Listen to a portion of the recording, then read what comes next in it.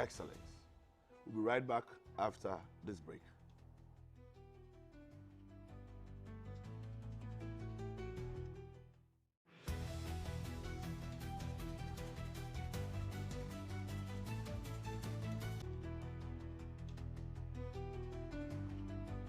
Back and stay safe. The National Petroleum Authority is cautioning the public to desist from scooping or fetching fuel from overturned fuel tankers at accident scenes. Do not get closer to the scene in an attempt to take videos or pictures. Inhaling the petroleum product is detrimental to your health.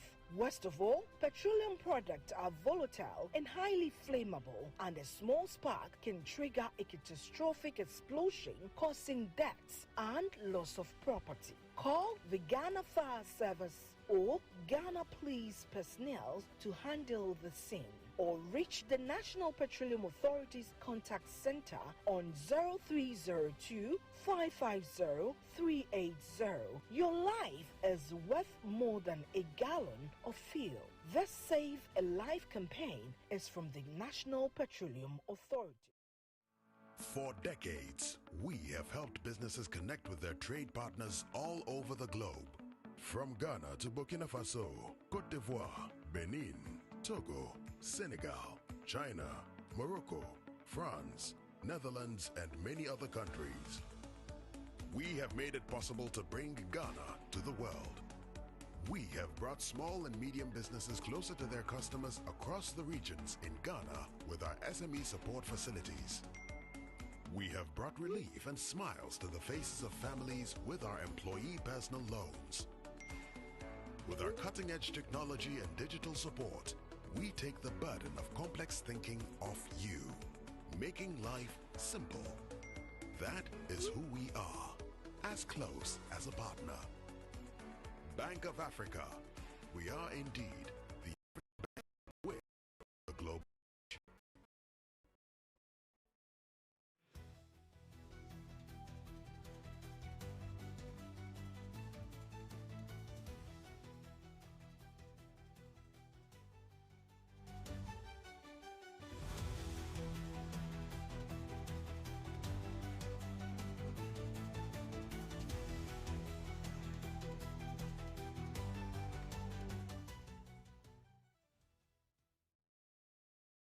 Well, welcome back from the break. This is Current Agenda, your most authoritative news analysis, and your Saturday morning companion. Thank you for staying with us. This morning on my reflection, I would speak on our tomato production or our agricultural challenges, and I'll zoom in mainly on tomatoes. My people say I shouldn't say tomatoes, so I'll say tomatoes. Now, the tomato ban exposes Ghana's need for local production.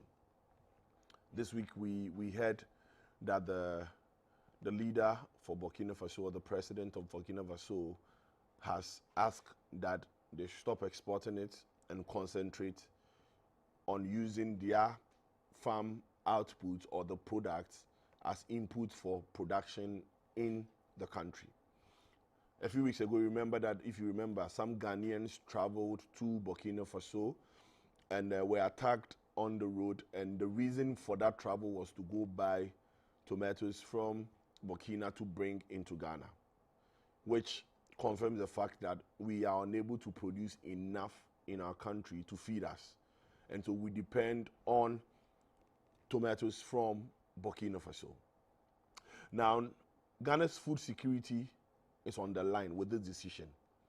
And this time, it's been triggered by this decision beyond our borders. Interestingly, over the past few weeks, we are now seeing the effect of how things in other people's countries can affect us. Now, the reality is staring us in our face, whether it's 7,000 kilometers away, 1,000 kilometers away, 500 kilometers away, the reality is staring us in our face. Burkina Faso's military-led government under Ibrahim Traoré has suspended the export of fresh tomatoes to protect its local processing industry. It is a bold and deliberate move, one that places domestic value addition above regional trade convenience. For Ghana, our immediate concern is clear. Burkina Faso's tomato export ban highlights our reliance on imports. In fact, our over-reliance on imports. Any disruption means potential price hikes.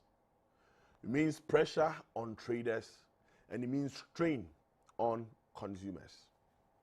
But beyond the short-term discomfort lies a deeper question. Why should Ghana waste every vast arable land and move away from what we have been doing rather than do a strong farming tradition? A country that has over the years said that we are a country that was founded by farmers, now we depend so significantly on imported tomatoes. Over the week, I traveled out of Accra, and one of the drivers, or a driver in one of the cars I was using, made a very interesting statement. That he doesn't understand why Ghanaians leave a country with arable lands to go seek greener pastures in a country that is desert, or that is a desert. Think about it again. That we have an arable land. Just anywhere when you drop a seed, things germinate and springs out. Yet, every day you see Ghanaians queuing to go to areas that are known to be desert areas to seek greener pastures. Clearly, there is something wrong with the system. I fear to say there's something wrong with us, but there's something wrong with the system, knowing that we are part of the system. The government's swift response is welcome.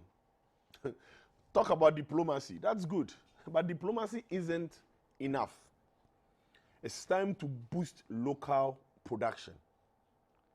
This moment must serve as a wake-up call. Burkina Faso's move is strategic. They are industrializing agriculture and retaining value. Ghana must follow suit.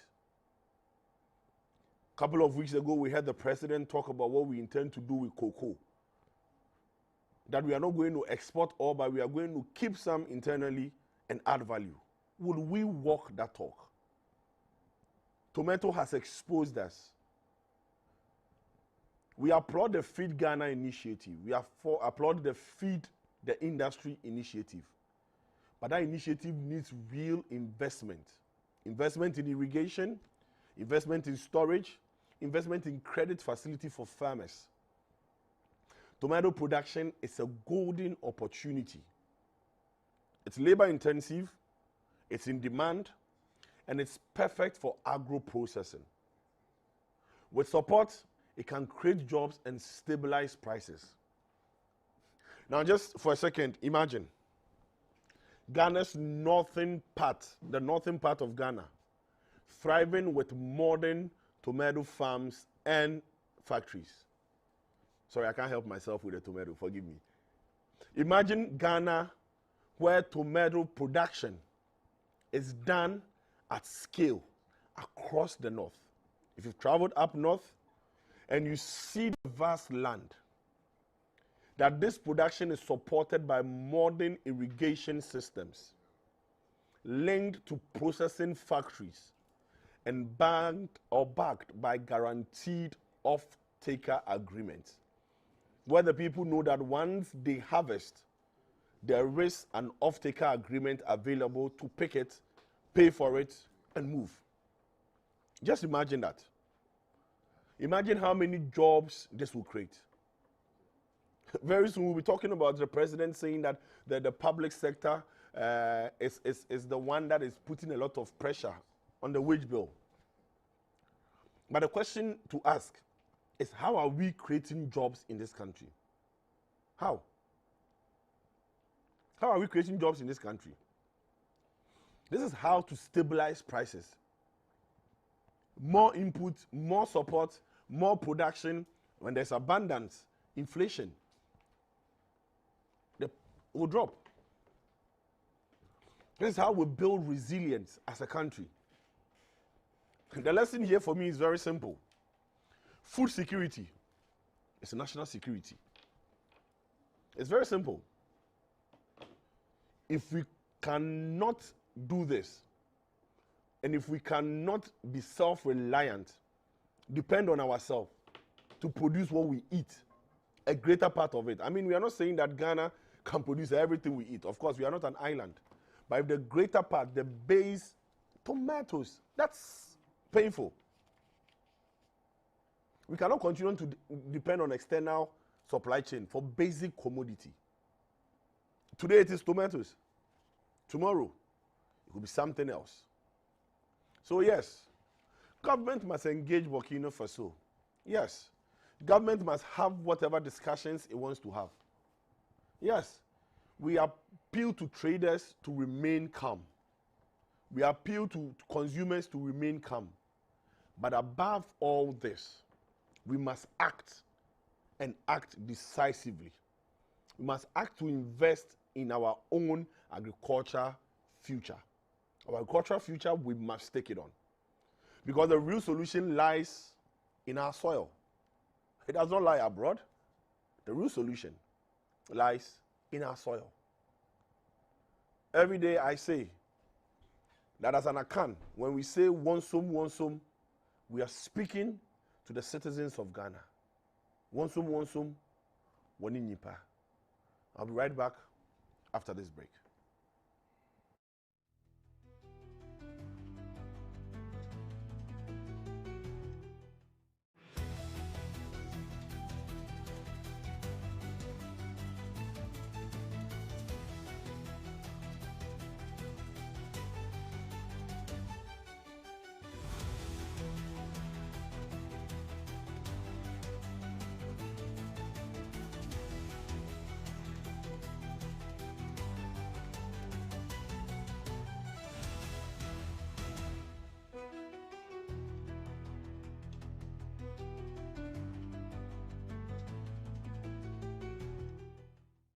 It is therefore my firm conviction that the time has come not for just incremental adjustments, but for bold structural reforms in how public sector emoluments are determined and managed. Accordingly, as part of our research agenda, the government has declared 2026 as the year of transition from the Fair Wages and Salaries Commission to a new independent Emoluments Commission. This reform is not about dismantling the progress we have achieved. On the contrary, the Fair Wages and Salaries Commission will serve as an institutional core to bring about this transformation. We'll reinforce and reposition the Commission both financially and in terms of human resources so that it becomes the technical cornerstone of a modern, independent national authority, capable of managing public sector pay with professionalism, independence, and credibility. The Independent Emoluments Commission will create a transparent, rule-based, and evidence-driven system for setting public sector pay. We have a young, vibrant youth population, which is an advantage, but at the same time, it's a powder keg. It is an explosive issue, because as long as we're not creating opportunities for this youthful population, then it can become a disadvantage. And so if you look at the recent recruitment exercise, 500 and something thousand people applied for different services. But if you drill down and take away the double application, some people applied for immigration, applied for police, applied for fire service, each one. If you take all that out, then 290,000 young people applied for recruitment into the public service, into the security services. Meanwhile, the security services were taking 5,000 out of the 290,000. So it shows you what, like Comrade Joshua said, the extent of unemployment is amongst our young people. And so it's something that we must work on together and make sure that we expand the opportunities. And we cannot expand the opportunities in the public sector endlessly. the private sector is the area where we can absorb the maximum of people. But we can't do that without transforming our economy. We can't do that without growing agriculture. We can't do that without growing agro-processing and agribusiness. We can't continue spending $3 billion on food imports, which we could have saved. Public sector on its own employs less than 1 million people. We are 33 million people in this country. So, however you expand the public sector, you can't absorb all those people. So, for us, how do we maintain the growth of this economy so that we're able to absorb the young people that are coming out? I think that that's important. Last year we held the National Economic Dialogue. This year we're going to hold another National Economic Dialogue because we want to look at the progress we've made from the last one. The last one identified what the issues we had inherited were and what steps we should take to arrest the situation. This year, in 2026, we're going to hold a National Economic Dialogue 1 year on. And organized labor is going to be an important part of the dialogue.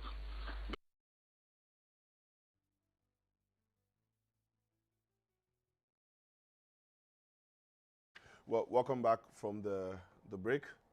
Current Agenda is sponsored by Bank of Africa and NPA. So we thank them for being our proud sponsors. Well, this morning we are discussing key issues, and to join me both via Zoom and in studio to do this discussion, I would introduce them. First, I'll start with my Zoom guest.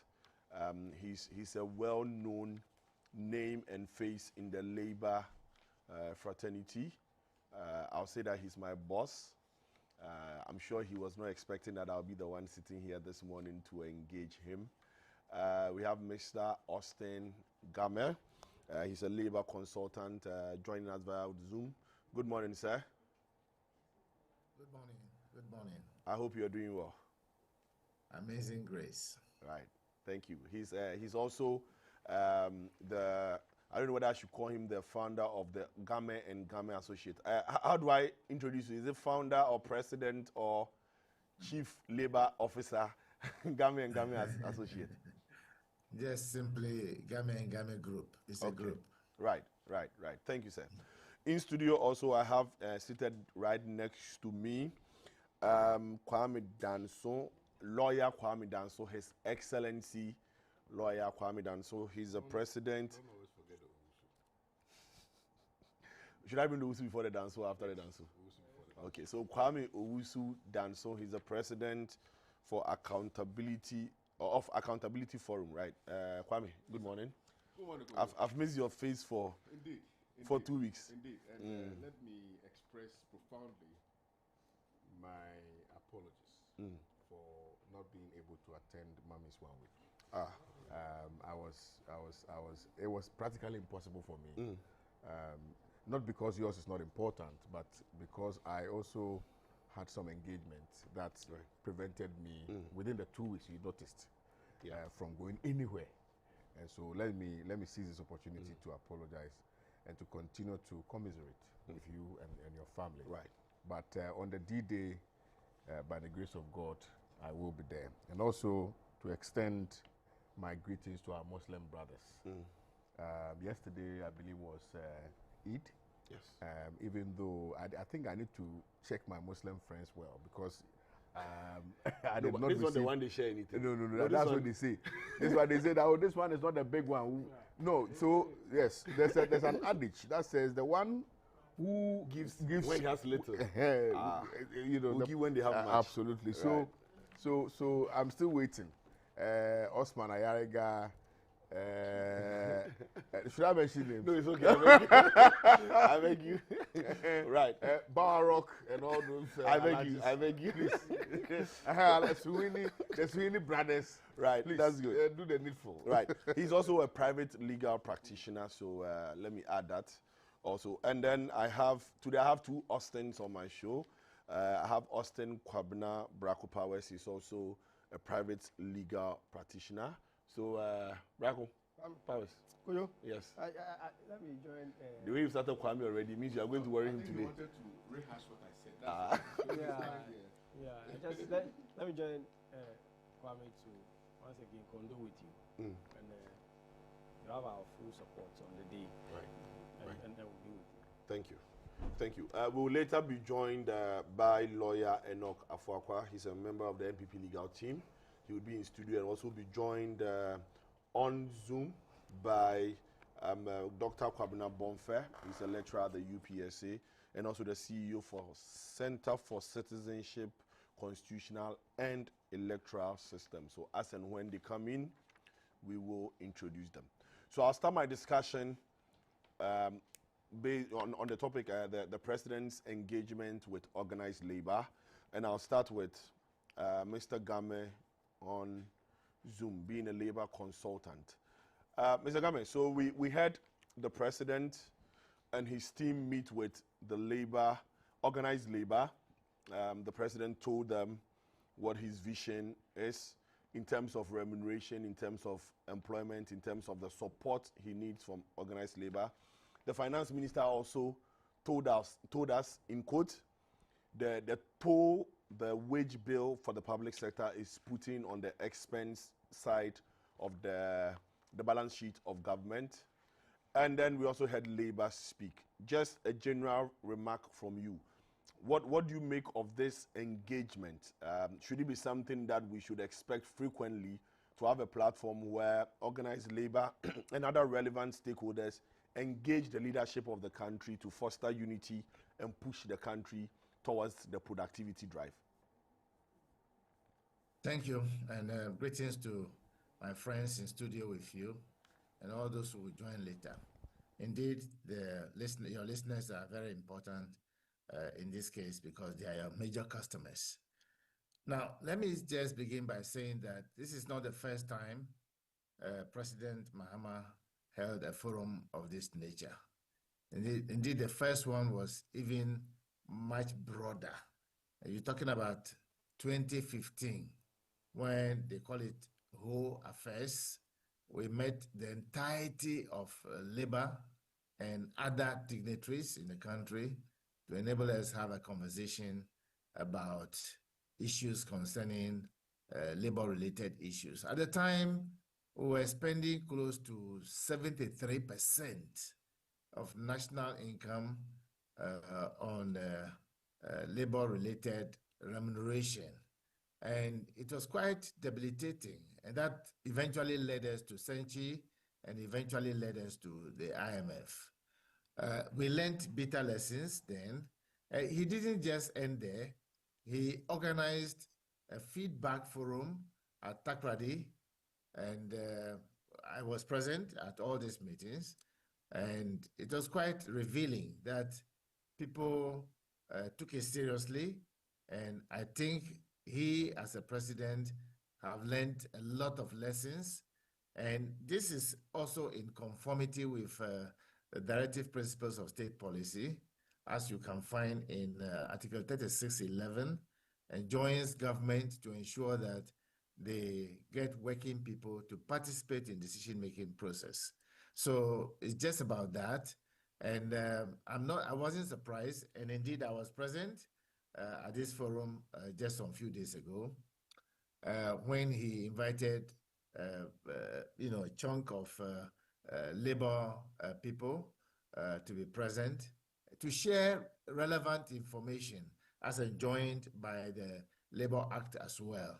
So it was in fulfillment of both the constitutional provision under the directive principles of state policy and especially the Labor Act that he organized this program and promised to do the same again. Indeed, without that, what it will mean is that we shall all be operating from different, tangents, and nobody would come out with coherent kind of policy and approach supported by all, because inclusivity should be the order of the day. And so by ensuring that people are invited from labor to come and interact with the presidency, is appropriately what should be done. I think that was the essence of the meeting.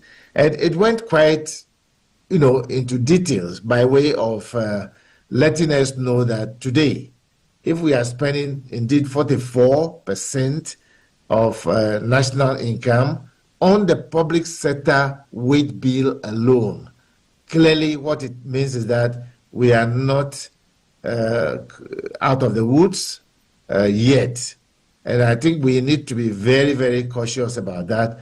I know, and I'm quite clear in my mind, working for a number of organizations in consultancy, I can tell you that our level of productivity is extremely very low. Ghana is one of the few countries that are really not properly productive. It speaks volume of what you said in your intro about even the tomato issue. So clearly we are unproductive because we spend our money where we should not spend it. Thank God somehow corruption has been kept to the barest minimum, and therefore we are able to put money together to push things into action, like the big push and other things that government is planning to do. If they can do that, we'll be dealing with our unemployment issues as well. I think that's why generally he held this meeting with Labour, and the follow-up is about the setting up of a national independent emolument commission, which I believe is long overdue. And if we can have the real capacity of the human resource and broader consultation and having in place a real productive kind of system in place in conformity with the Labour Act, because it's not something that is being said in vacuum.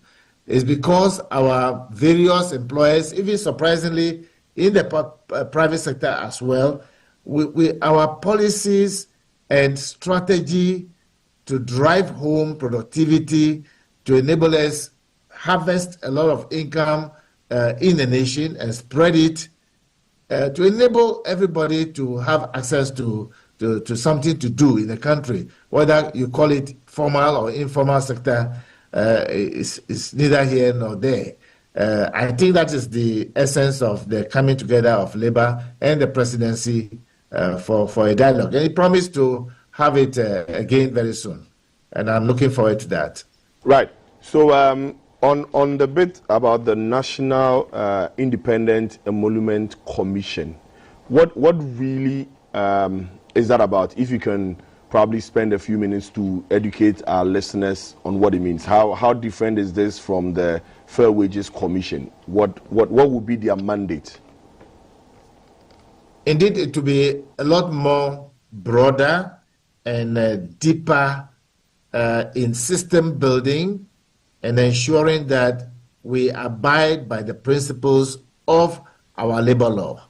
Now, according to the labor law, employers are expected to formulate policies, develop strategies, and ensure that they work in tandem with their working people, if you like, labor, in ensuring that we pay people based on productivity. That's what our labor law clearly states, that we should match the remuneration with productivity. What it calls for is to have a kind of emolument commission with authority so that in negotiating conditions of service, it will be done in tandem with the law and best practices.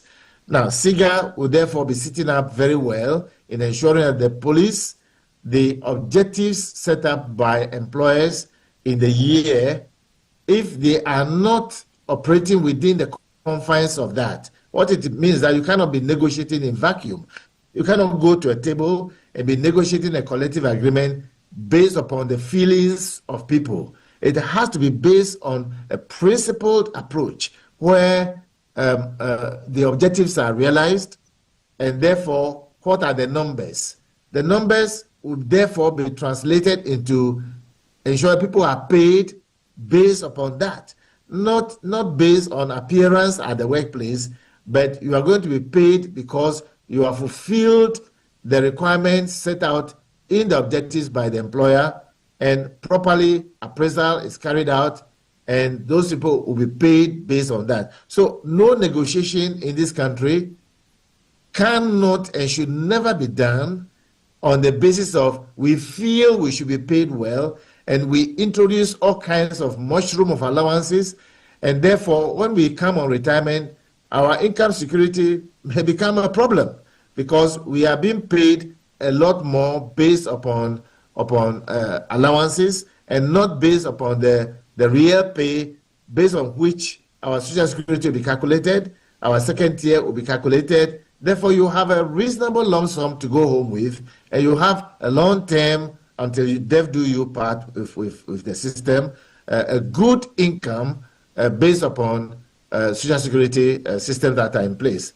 Coincidentally, I formed part of the commission that wrote the pension scheme, and I'm telling you on authority, we are not implementing the thing the way we expected to be implementing it.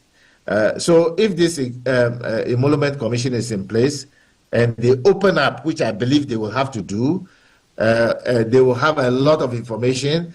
We'll be able to have a better, not this old moribund type of notches salary structure that we have in our country today, but we'll have a better kind of system in place that would enable people to be paid based upon who they are in terms of their job capability, and so forth and so on. So I think that is an ideal situation, and we are looking forward to see how we can implement it.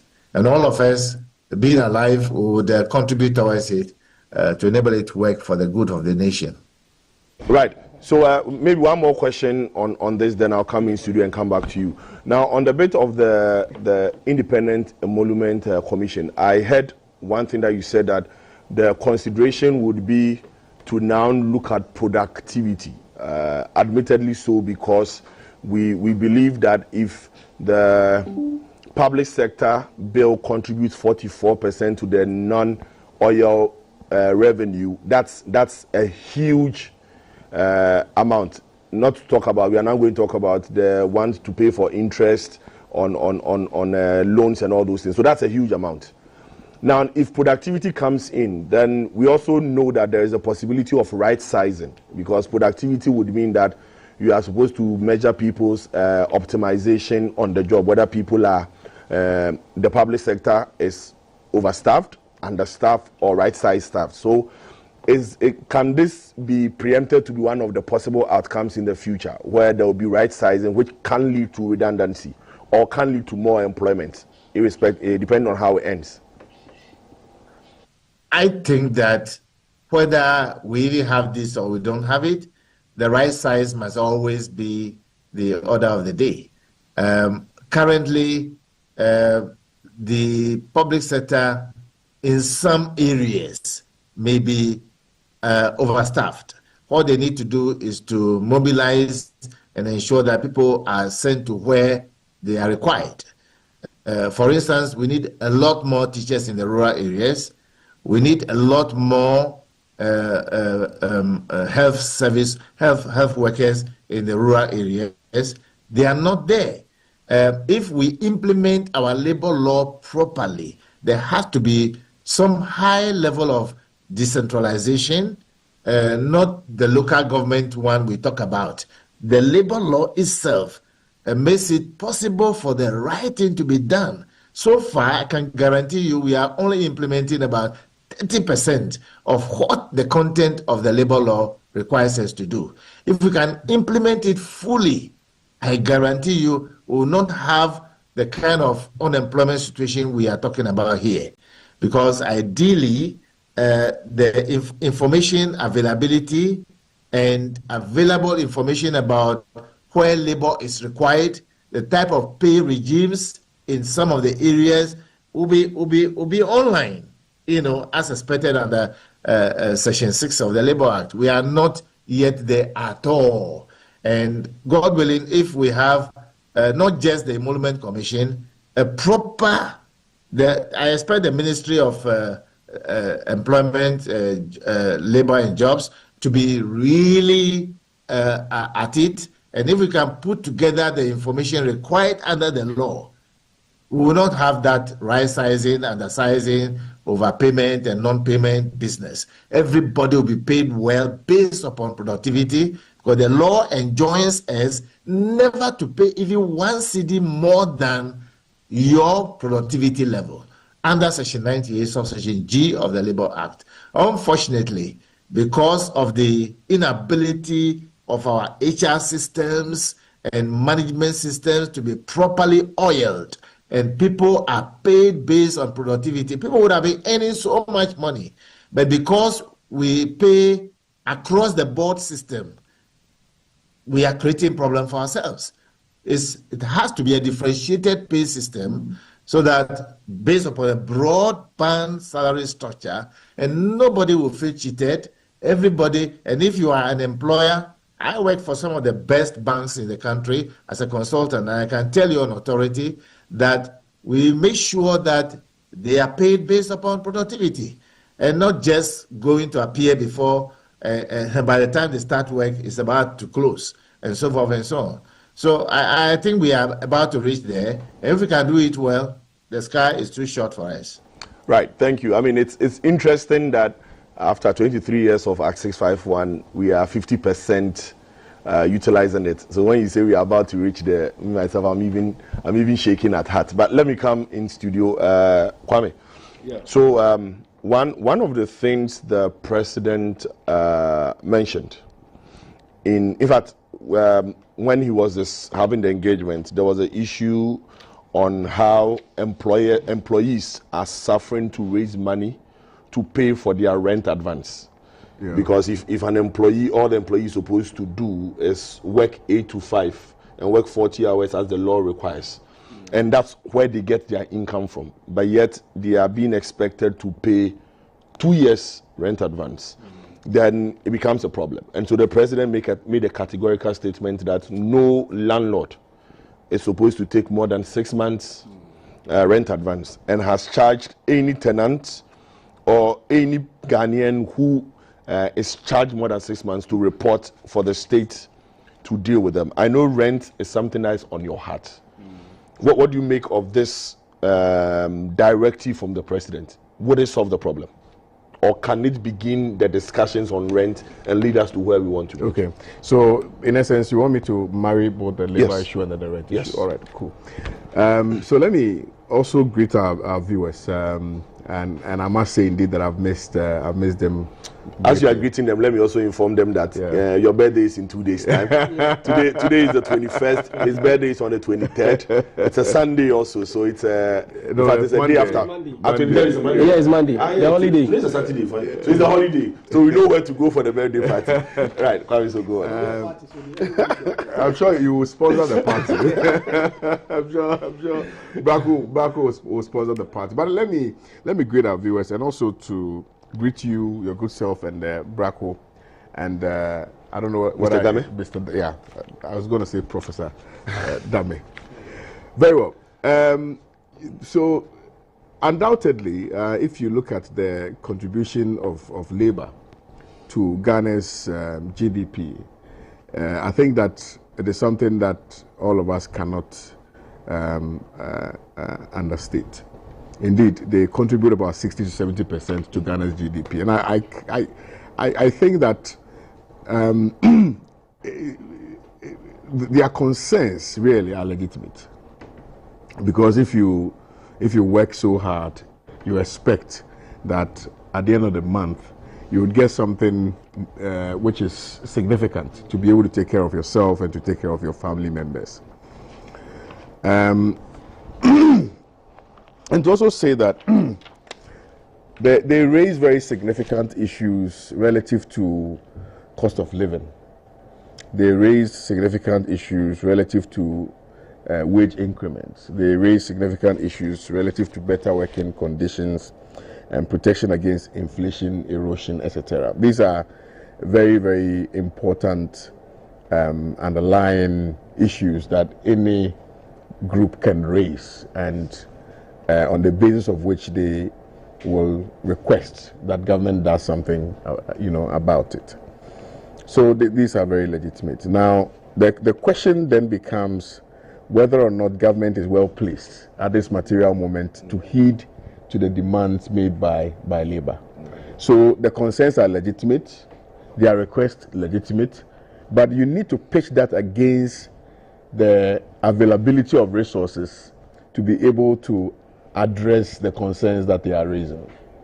And so if you do recall, when if government says that, look, I share in your plight, but at this material moment, we are not well placed in terms of even our fiscal strength to be able to deal with some of these issues. I believe that as Ghanaians and as people who are interested in the forward march of this country, we ought to listen to the plea of government in order that all of us can work and bring about the development that we want to see. Now, admittedly, there are some very fundamental issues that we still do have, albeit that the economy is really performing magic. Inflation hovering around 3.2, cedi performing, creditably well against the dollar.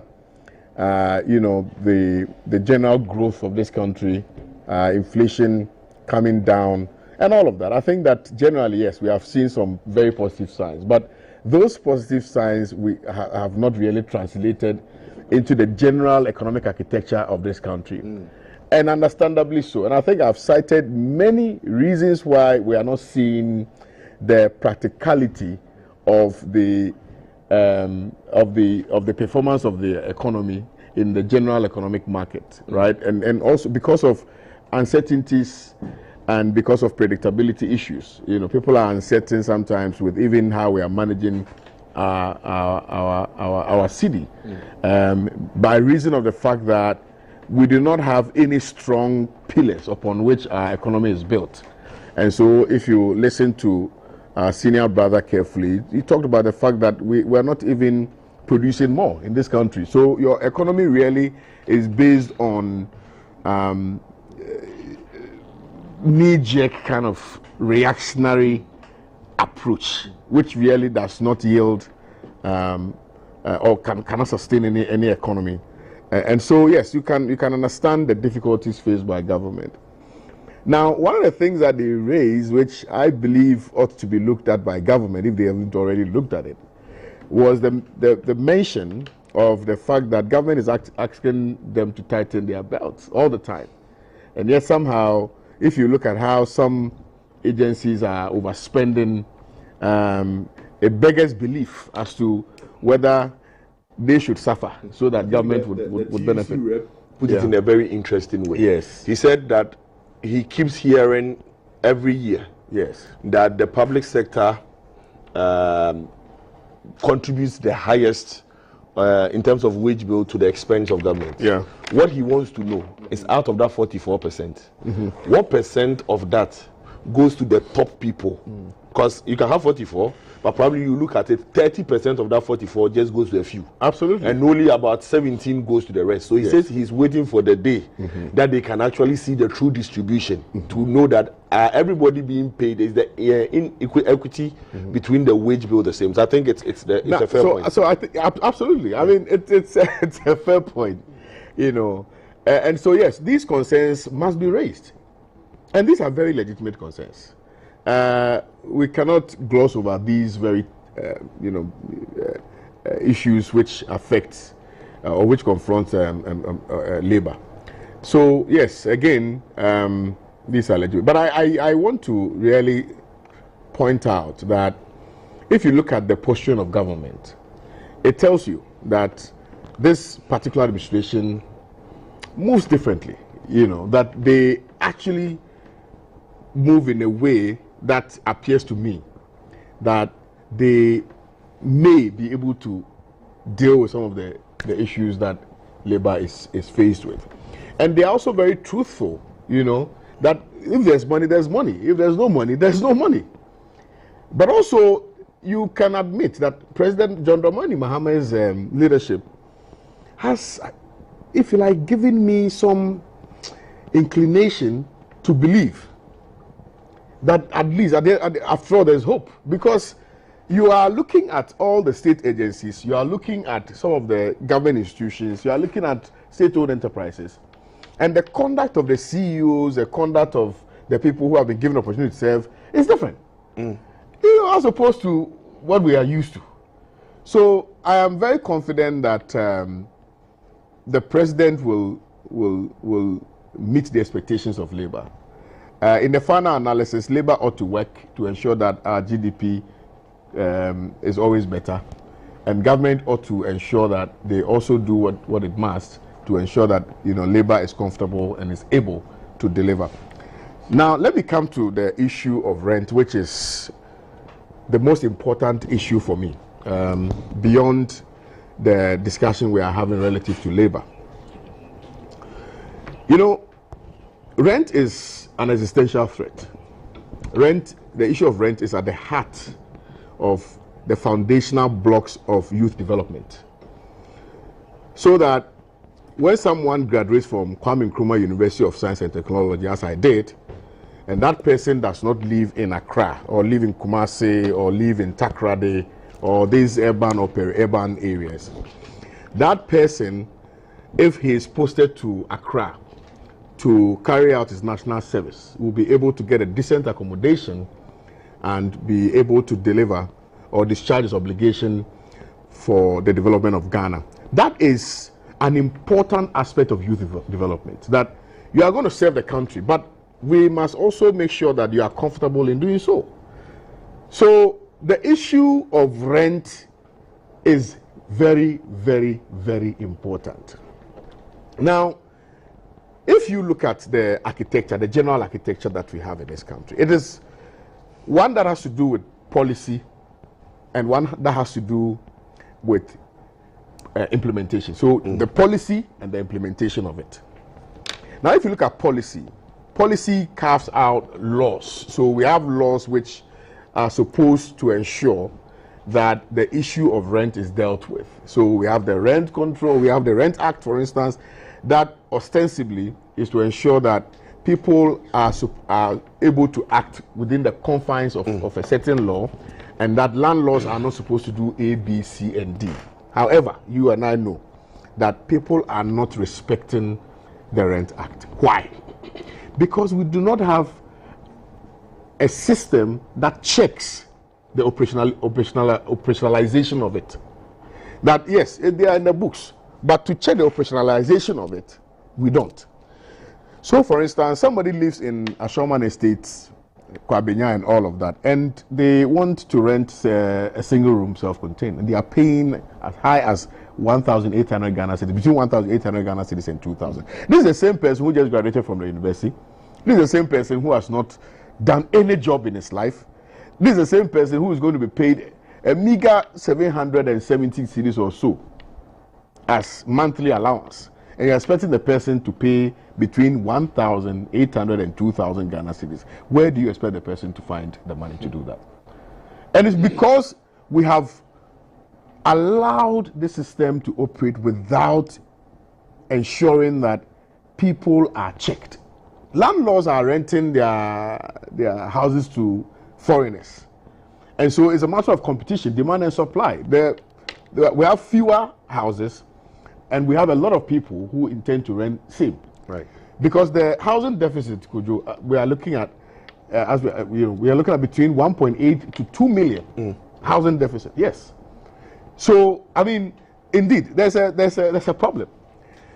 My thing is this, and I sent something to my very good friend, my big sister, Josba Muktari, and I was telling her, I went on another platform and I made some submissions and I sent it to her. So what's the solution? What's the solution? What's the solution?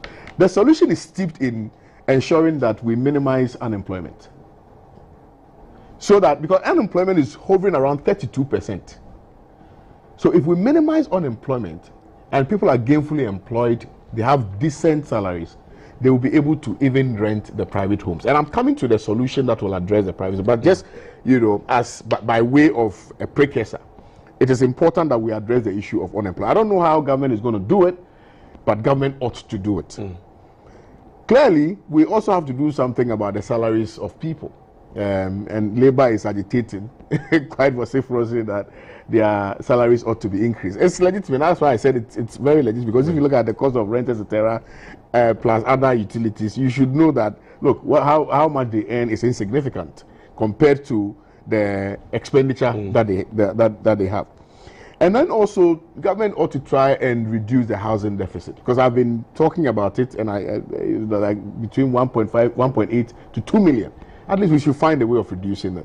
And then my solution, before you go to the other panelists, my solution is pretty very simple. And this is something that I wanted to discuss with Ken Ejay.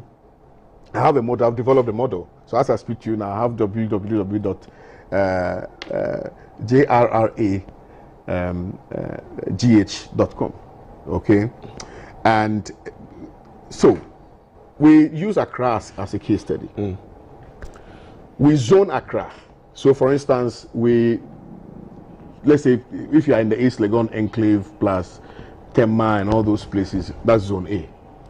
Then under zone A would have categories. So category 1, 2, 3, 4, up to whatever number. Then underneath those categories, we would have different housing schemes. So for instance, if you are a landlord and you want to rent out your house and you live in, let's say, East Legon and its environs, right?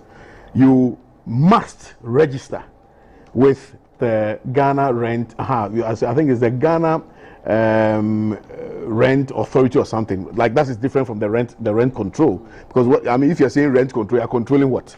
But if it's an authority that is mandated to supervise the activities of rent, then we'll be able to do. So my suggestion was that, look, let's create an authority that's ostensibly would be in charge of rent.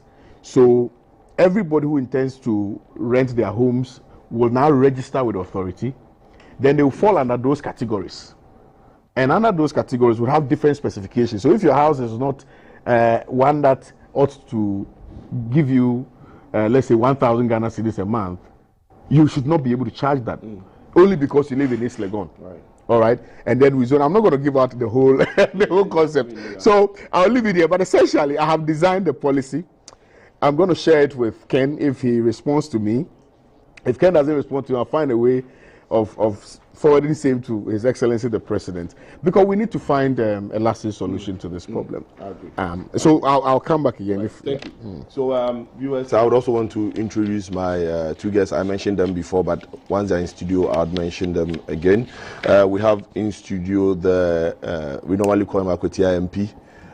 So our Akwetia MP is here with us, Honorable Bernard Bediakun Bedu. He's also a lawyer. In fact, today I have 4 lawyers and a labor consultant. So now this morning I am clothed with, I can misbehave and I'm protected. Honorable, good morning. Good morning. I hope you're good. I'm good. Yourself? Yeah, I understand this morning you had a bit of an issue with you. I hope you are good. Yeah, I'm fine. I'm okay. But are they also okay? Yes, as I hear, we had some casualties, but I mean, right. The DC is fine. Anyways, yeah, it's all good. We are with you. And then we also have lawyer Enoch Afuakwa. He's a member of the NPP legal team. Lawyer, good morning. Good morning. I hope you are good. Well, alhamdulillah. Right. So, Powers, to you now. Kwame made some interesting points. I was trying to look at 2020 when the budget for 2025 was being read, to understand for the non-tax, so the non-oil revenue, which sectors of the economy contributes the greatest, or which activities in the country contribute the greatest, because what the finance minister said was 44% of the non-oil revenue is what the public sector wage bill consumes, which means that they should contribute more than the 44, because it's out of your revenue that will pay you. Surprisingly, if you go through the budget statement, you are asking yourself that we are getting revenue from ministries, districts and agencies, the IGF retention, IGF lodgement fees and user charges and dividends, that contributes only 1.5% of GDP, which is 15.6%. If you come to the what is gotten from upstream oil and gas activities, that contributes 32%. And so the question to ask is, all this, let's even focus on the MDAs, that forms the greater part of even the public sector. Their contribution in terms of revenue is 15.6. Yet, what they take from the revenue as expense is almost about 38% of the 44, which means their input does not, and that's what Kwame was saying, their input and what Austin Gabin was also saying, does not match. Is it high time we start measuring the public sector for productivity and measure their performance, and those who are not meeting go home? Let me extend one warning to our viewers. I think it's patently clear that our public sector compensation architecture is in a mess. And if you monitored the conversation between the president and organized labor, you have your answers clearly from that. But the reasons for the mess are numerous. One has to do with the disparities in public sector pay. Because there are some people who are doing the same work, or you in fact find two workers doing the same work, yet one is receiving a higher compensation than the other person. It's very common. Very. And the second thing, compensation, like you articulated, is siphoning a total of 39% of government budget. 39%. Then we only use 6% for capital expenditure. No wonder we are struggling with hospital beds. Because capital expenditure is the money you use to undertake infrastructure development or even maintain your assets. We spend 39% on public sector compensation and only allocate 6% or spend 6% on capital expenditure. That is staggering. Coupled by the fact that labor unrest has had a significant toll on our national budget. In fact, I listened to the Fair Wages and Salaries Commission boss, Dr. Smith-Graham. Yeah. And it was clear that in 2024 alone, the labor unrest cost us a staggering 1.47 billion cedis. Labor unrest alone in 2024 cost us 1.4 billion cedis. And in 2025, it cost us 635 million cedis. And what were the concerns or the agitations of labor in those years? They needed an adjustment of their salaries. And if we are even to do the math, the adjustment that they were even seeking there will not amount to the cost that the state had to incur because of the labor unrest. And we also have a situation where state-owned enterprises, SOEs, adjust their own compensation. Sometimes without even resort to the finance minister. So they wake up, they just adjust their compensation of board members, compensation of the management members, management executive members, which will add significant burden to the public purse. So it is clear that our public sector compensation architecture, which has been in place for so many years, is no longer sustainable. Which is why I support the position of the government that we need to reset the system. We need to reset the architecture. But the thing is that must we set up an independent emolument commission to oversee this new policy direction, or we can just rework the Fair Wages and Salaries Commission to do that work? Now the idea is that the Fair Wages and Salaries Commission will transition into the Independent Emolument Commission. I think we just need to stop these semantics and always changing names and trying to tweak. Doesn't matter that we need Independent Emolument Commission. Can't we use architecture or the Vehicle of Fair Wages and Salaries Commission to do that kind of work? Could you? Sometimes in this country, we try to say we are doing the right thing and we end up doing something different or totally different.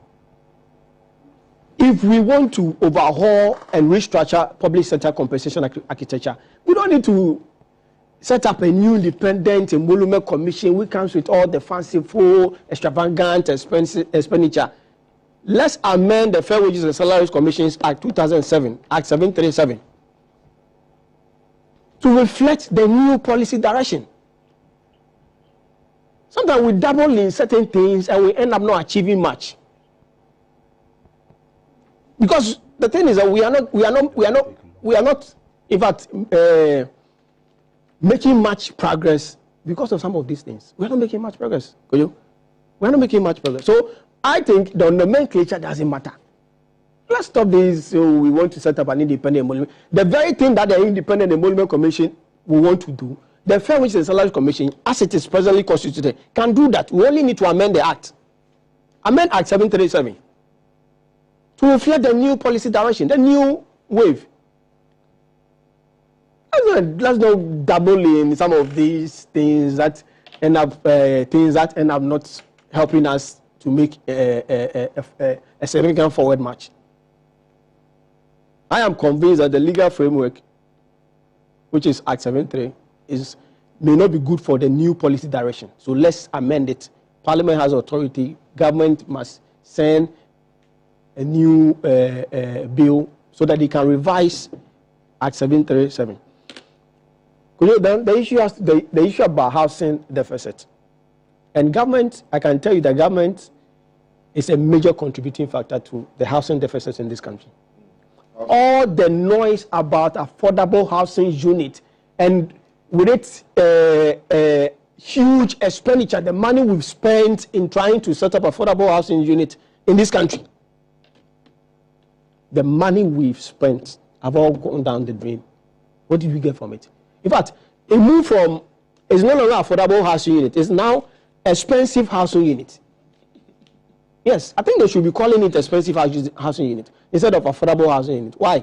Because you see, they put up these structures, then it goes to the highest bidder. Because the ordinary public sector worker may not be able to afford sometimes $650 million, sometimes $650,000 for a facility.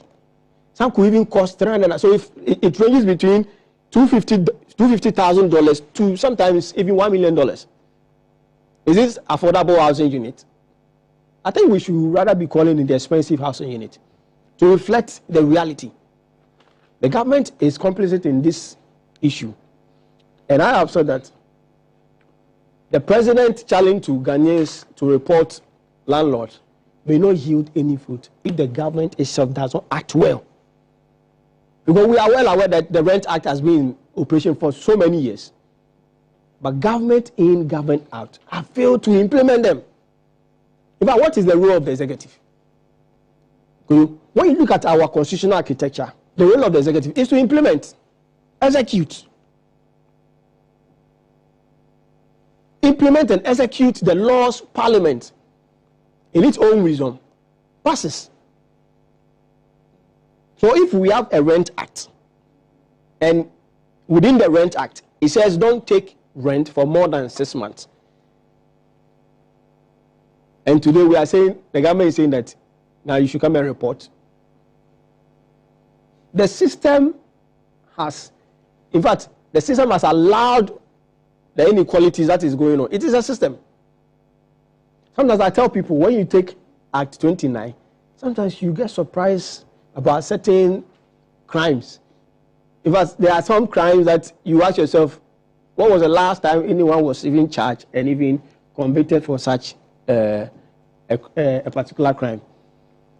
So they are sitting beautifully in our books. As to whether the executive is implementing them is another question. I think the executive has been lethargic in its work, and I must say that it is, I'll lump all the executive heads that we've had from 1992. Right. all of them should be blamed. All of them. Because this law has been sitting there and we have failed to implement them. And landlords are taking advantage of the situation. So I am saying that for the new direction to work, and I have heard the acting rent control commissioner, is it the commissioner? I've heard him say on many in many of his media appearances that people should report and that they should landlords should get rent cards. In fact, he's doing well in advocacy, but the reality is that what he's doing, he will not pay. In fact, I've heard many people have been sharing his media appearances, and they say, okay, there's a new policy direction. When was the law policy? This law has been there. He's not the first person to bring this law. He's only touting and saying what has been in the law books. So the present charge to Ghanaians will only materialize if the president himself and his government, his minister, the minister in charge of housing, sits up and ensure that the Rent Act is applied to the letter. That is what we need. And I agree with Kwame. The thing is that if you are unable to implement a particular law that has been passed, and I always say, see, when you take Article 11, it is clear that any law that has not been amended is an existing law. If the law has not been amended, it's an existing law. You get it? So I agree with Kwame. We need to enact the Ghana Rent Regulatory Authority. We need an authority to stamp its authority on the housing sector. We need an authority because you see, we need the rent control currently as it is constituted is not fit for purpose. It's not fit for purpose. In fact, I've had clients who go there, then they come back to me and I tell them don't go to rent control. Right. Because do you know why? Because when you go to rent control, they will tell you, oh, go and come. By the time you say Jack, the thing you would have stayed 2 years in that property and already paid. You get it? So I always tell people, do what is needful. So I agree with Kwame.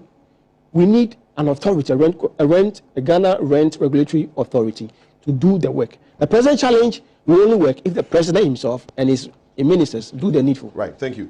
Honorable, we just heard the president tell us that, in fact, the finance minister tell us that we have to borrow 17 billion in 2025 to pay salaries.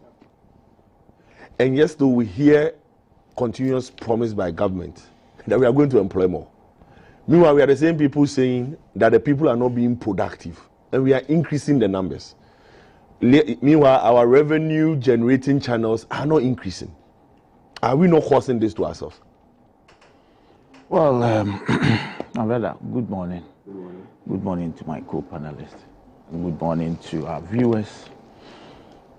To answer your question before I come to what I want to say. Z, what is the alternative? What will you do? That you employ again? Surely you would have to employ. Because we need two things. Look, we need the fact that people say their workers are unproductive. I'm not too sure about that. But you see, these are citizens of the Republic. They need to be engaged after they've gone through some training of a sort, whether formal or informal. And you see, over the years, in a developing country like ours, where we are now struggling to industrialize, most of these people rely on the state for employment, which is normal with a developing country. Now, you see, of course we have to employ, but I think the essence of this discussion is about fairness in our remuneration regime and value for money. And so where we even place those we are about to employ is another thing we need to look at. Where are you putting them? I was part of a meeting where days, something was revealed, even in the local government service there. Apparently, over the years, we've been employing a lot of, people with this human resource background, administration background, and all that. The humanities. Where, and sadly, as we speak, the local government officers lack engineers. You go to some districts, they don't even have engineers.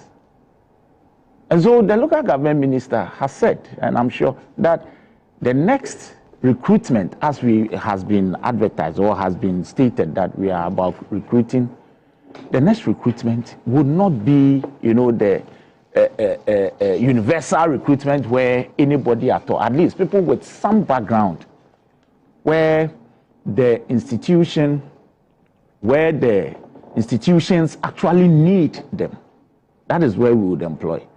And so I have always said that, look, there is also a problem with our education system, and this academic autonomy is what is creating this. So there is no link between what the industry or the institutions, the job market need as against what is being taught.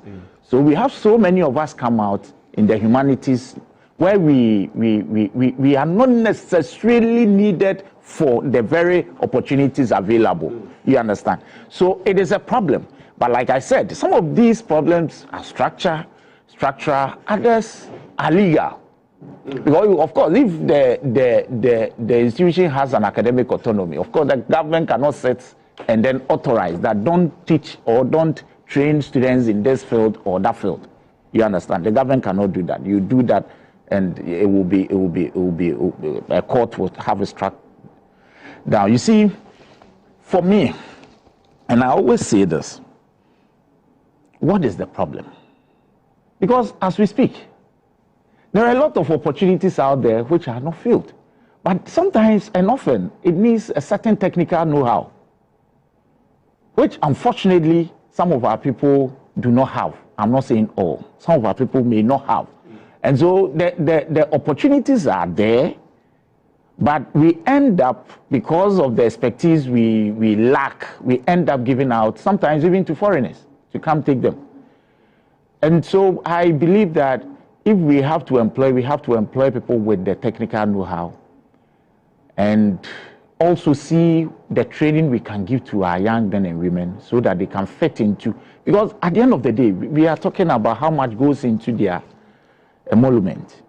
It means that we need to create it, or even more, so as to give them what they deserve. Because, of course, generally, let's also be fair here to the worker. Generally, most of us, our salaries are not able to take care of ourselves and our families. That's the truth. And that is why every worker is interested in this discussion in a way that it enhances and not reduces the salary. You understand? Because we all want to earn at least a decent living or livelihood. And of course, it takes money to do that.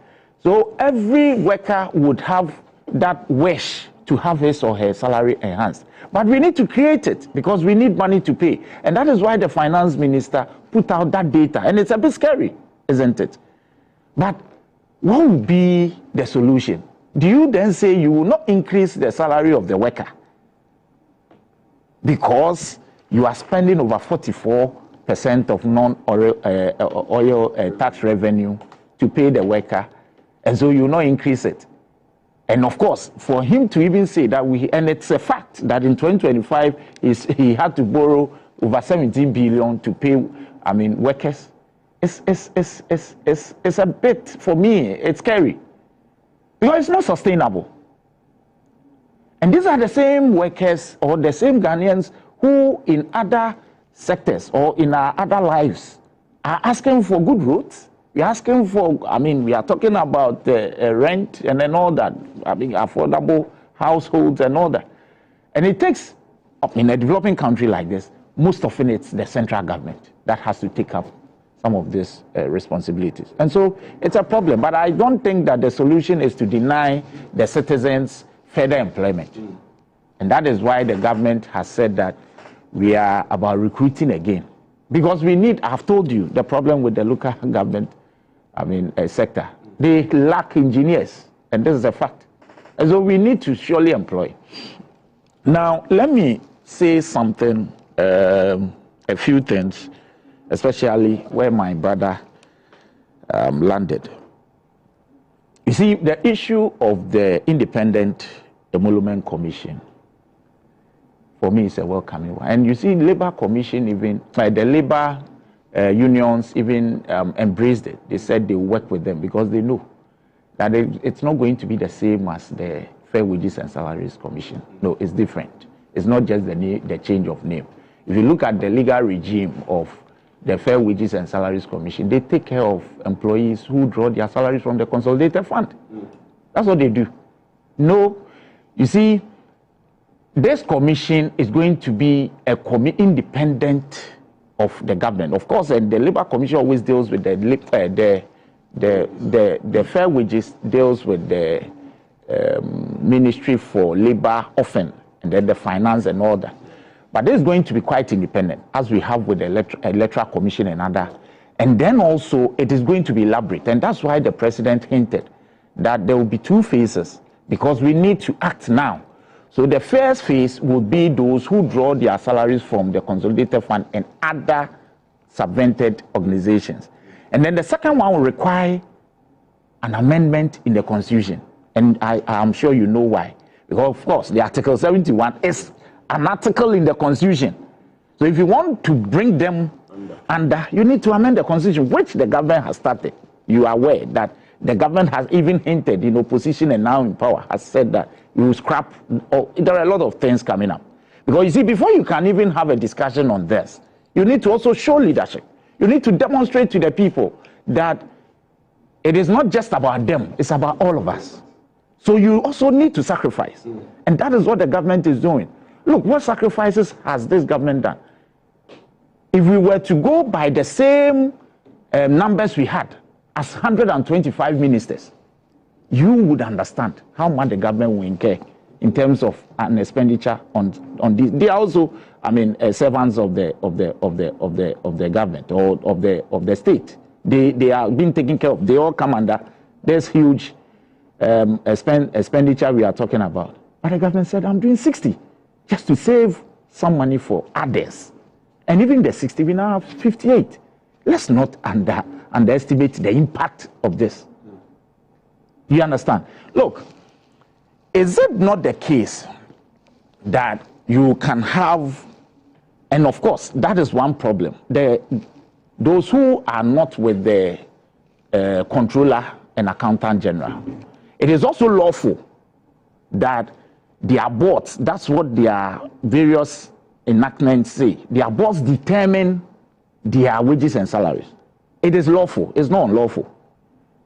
So if you have to do something about it, you need some amendment, even in their act. Because those who generate often, and that's where the problem is, those who are supposed to generate for all of us, most of them, their salaries are determined by their own boards.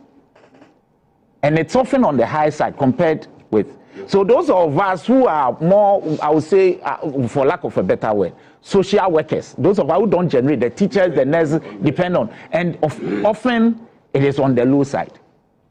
So those who are able to generate for the GRAs, the ECGs, the SNETs, because they have access to their boards determine what, and that is what has brought this. They are not on the single spine, are they? No, no, they are not. They are not on the single spine. And that is where the problem is. So it has brought the very problem we sought to solve with the single spine is now, in a mess. And so it's a big one. And that is why I'm happy with the way the government went about it. Invite them. Don't let the problem come before. Invite them. Let's have a discussion. And I'm sure some discussions were held behind the scenes even before the call came. And I am happy that through the trade unions chair, the organized labor has expressed its readiness to work with. Of course, they've raised a few issues. They have raised the issue of where the 44% is going. Let's have I welcome it. There is nothing to hide. And I am aware, I'm sure, that President Mahama It has nothing to hide. If we should have that debate, we can have it. Because it's been there. It's an age-long problem, if it's a problem at all. It is not a problem with this government. And so why? I'm ready to share as a member of parliament. I can share if I'm allowed to. What's wrong with that? We should be able to be independent, transparent with the people of Ghana so that they know. If they think that our salaries are on the high side, they give us the mandate. If we need to, as a government, we need to amend certain, laws to make. But you see, there are also bigger problems. Of course, as a member of parliament, I don't retire. When I'm even out of office, a lot of MPs have that problem. You don't get anything, you don't retire on your salary. But there are workers who do. There are discrepancies. And of course, we may talk about how important those offices are and all that. But you see, we are all Ghanaians to start with. If it is good for the goose, for the gander. So shall we still have this practice or law which says that a particular worker retires on his salary and would be paid whatever and where there is even an increment, even whilst home, you still get. So all these are in this particular 44% the finance minister is talking about. So if we should have a discussion on it, and you know the people who retire on these salaries, it is not normally it's not the politician. It is not the politician. So we shouldn't be afraid to lay bare the fact who gets what. And then we can have a fair discussion, because the truth of the matter is that this is not sustainable. Because we have so many nurses at home, we have a lot of teachers at home who needs to be recruited. They need to come on board. And if even before they come, you are talking about 44% of non-oil tax revenue going into, look, there says that so over 17 billion to pay, if we are to bring on board, and now we are planning on recruiting more. How much are we going to borrow? There are other sectors of the economy we need to take care of it. In fact, apart from the emolument, the worker also deserves a good working environment, so that if he comes and there is no desk, where would he even sit? So there are discussions about even, you see, there are things sometimes it is difficult to say, but sometimes it's inevitable. We are talking about productivity. Of course, the worker would say that, give me what I deserve in order to produce. Does it mean if you don't get what you deserve, you will not be able to? How do we measure what you are taking against? The TUC says it's no longer a chicken and egg situation, because the chicken itself is now famished. So now it's an egg situation. I understand him. What could he have said? I mean, he represents them. He couldn't have come to say you've done well. You see, the labor, these things we should understand. But the truth is that there should also be a way to measure productivity against what you take. There should be a way. Are we just employing because the people need to be engaged? Or we are employing because we need those hands to produce for us? All these must be looked at.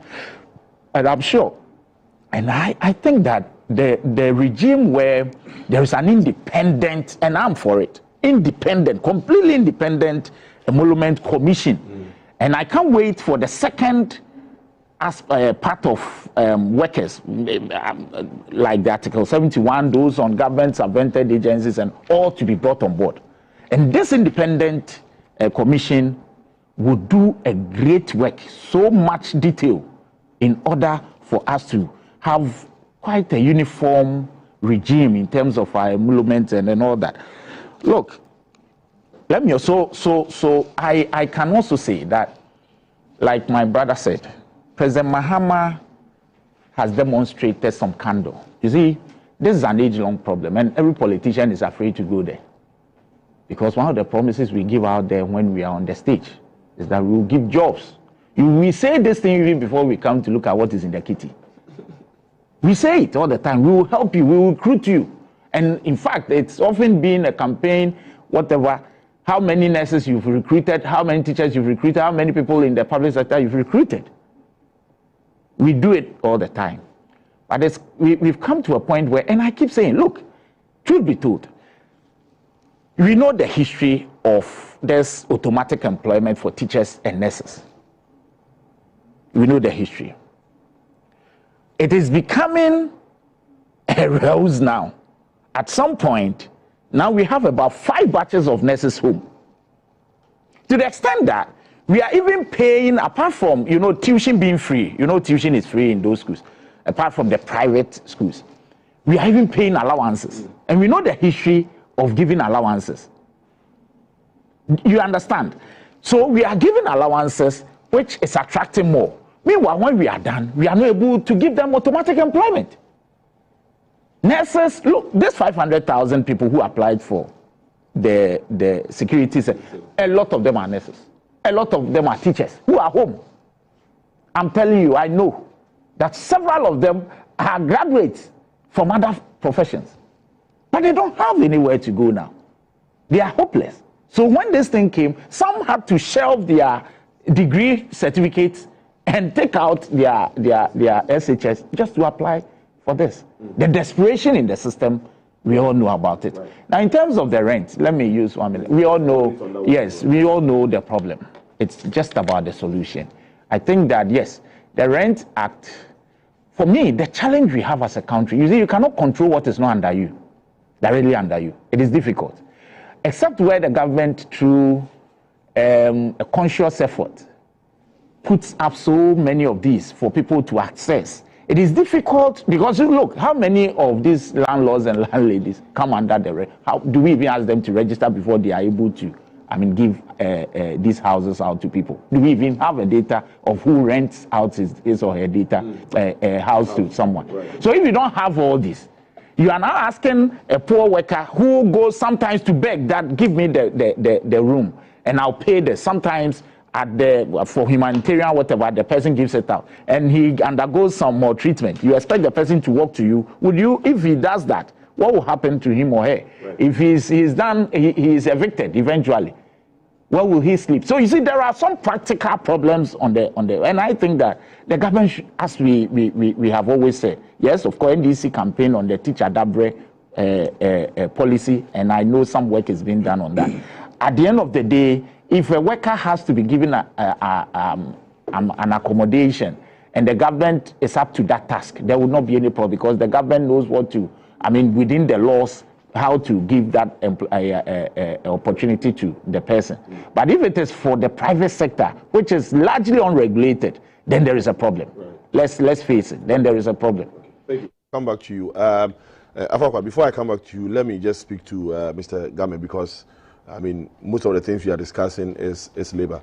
Mr. Game, on where my honorable ended, now this issue about rent, I keep asking myself what organized labor is doing. In some jurisdiction, you see organized labor have its affordable housing scheme for its employees.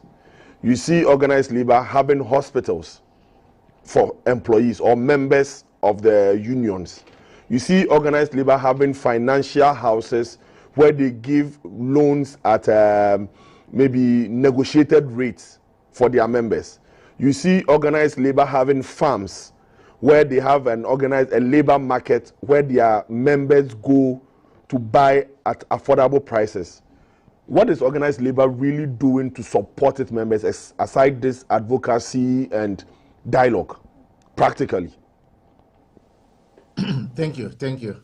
The reality is that our labor field is not so oiled enough financially, or if you like, with resources to be able to undertake that. But they even have a much more stronger appeal that maybe they themselves are not even fully aware, or all of us are not fully aware. Labor is the major advocate than any other body. In fact, they even have more stronger voice than even Parliament. They are the chief advocates of this country. Rent is a burdensome thing. I'm an employer myself. I have workers, and I was discussing with them some few days ago about the least rent you can get where we live and work is about 1,300 cedis a month. Even if they are being paid 7,000 cedis a month, and you have to cough out 1,300 for rent, and you are being asked to pay 2 years rent advance. I mean, where are you going to get it from? And all of them go to their employer sometimes to look for some loan, which is not the business, not the bank. But because of the borrowing rate, they are compelled to support them, in one way or the other. What labor can do is to marshal themselves, the power of labor, to say, look, no to the landlords taking 1 year or 2 years rent advance. It must be the 6 months, so that they can afford, their members can afford it. And maybe some of them individually have some maybe houses, so they cannot. It's like maybe the police having taxi, and so cannot control the taxi, as the case may be. So I think labor has a very strong. They can, if inflation is coming down, borrowing rate is coming down, we expect that the market people and other sellers will reduce their wares. And labor must serve as an advocate, going onto the radio, television, and speaking directly to the people. That look, if government has managed to manage the macro and the micro to a certain level, then these other players, must reduce. Otherwise, we are telling our members, don't patronize. But we are all looking for, when the going is tough, then they tend to the employer, increase our pay without corresponding productivity. I would deny everybody who will say that we have a kind of so much productivity. We don't have. We don't have. If you like, let me use your GBC TV and GBC as a whole as an example. Have they set your KPIs for you for the year 2026? Mine. I can't get it. It's almost zero. And so, what are we measuring? How are we increasing pay? What are we negotiating on? So clearly, the problem is about people playing their role and playing it well. Labor may not be able to go and borrow money from a bank to be able to raise certain structures and give it out to people to rent at a cheap rate. They may not, but they can play a major role by way of serving as an advocate in the system and cause people who are built to reduce because it's there forever. It's there forever. And so you can be getting something out from it. Maybe let me add this at once. I heard my colleagues there talking about the fair wages. The president was very clear, was unambiguous about it. It's going to be a transition. It's going to be a transition for the fair wages to transit into maybe the Emolument Commission, but the laws will have to be changed to accommodate where the lacunas are, so that clearly they can now perform under an authority, not just because of the nomenclature authority, but the details of the law will be so clear that they will have a role to play. But they will have to work still under the auspices of Ministry of Finance and also Labor, because of the fact that somebody must hold the purse and ensure that we don't overly do the same thing that we've done with the OO, Price and Incomes Board, and now the Fair Wages and Salaries Commission. Nobody can take any chance again. We must protect the interests of the nation and the people therein. Right. Thank you. Enoch, Mr. Game said something interesting for me. And when he was saying it, I was casting my mind back to see how often or frequent this has happened. Almost every year, we hear of labor agitations in terms of increase our salary, we'll give you this rate, we don't want, we hear. I was trying to see in the most recent past whether there's been any such agitation by labor to its members asking them to increase productivity or even setting a certain banner. Look, this year, this is how much. Maybe the Ministry of this tourism, this is what you were able to contribute. We are challenging you, employees there, that increase. I don't think I've heard anything like that. It's a discussion all about give us, and not what we can also give. Yeah, let me say a very good morning to yourself, Kojo, and to your cherished guest on this August platform. And let me apologize for my inability to attend the 1 week observation of your late mother. My condolence to the bereaved family and to yourself. In fact, I had an emergency that morning that I needed to attend to. But subsequently, I believe that during the final funeral rites, we will all be there to support you and to ensure that a befitting farewell is granted your good mother who has given birth to you, shaping public opinion and trying to be able to do your best for Mother Ghana. And let me use this August platform again to wish Barika de Sallah to our Muslim Ummah. I have the authority of His Excellency, the former Vice President, Dr. Alhaji Mahmoud Bawumia, to convey his Barika de Sallah to the Muslim Ummah and to all our Muslim brothers across the country. This is all part of your time, you know. I don't mind. Except the part of our mother, that one I'll give to you as compliment. I don't mind. I wouldn't mind. Kojo, we've heard a lot of varying opinions as far as the issues of labor and the issues of rent are concerned on this platform. And you can clearly see that we all disagree one with the other as far as the issues on board are concerned. And standing from my learned brother who is coming from the August House of Parliament on the ticket of the National Democratic Congress, you see, at one point he was hating and he remembered that he's on the majority side. So he started beating a sharp retreat, trying to neutralize and normalize the communication. We need to speak as it is and to ensure that the right thing is done to the good people of this country. How can a government that has contributed barely little as far as the provision of accommodation for the over 30 million Ghanaians ask us or direct us to report our landlords?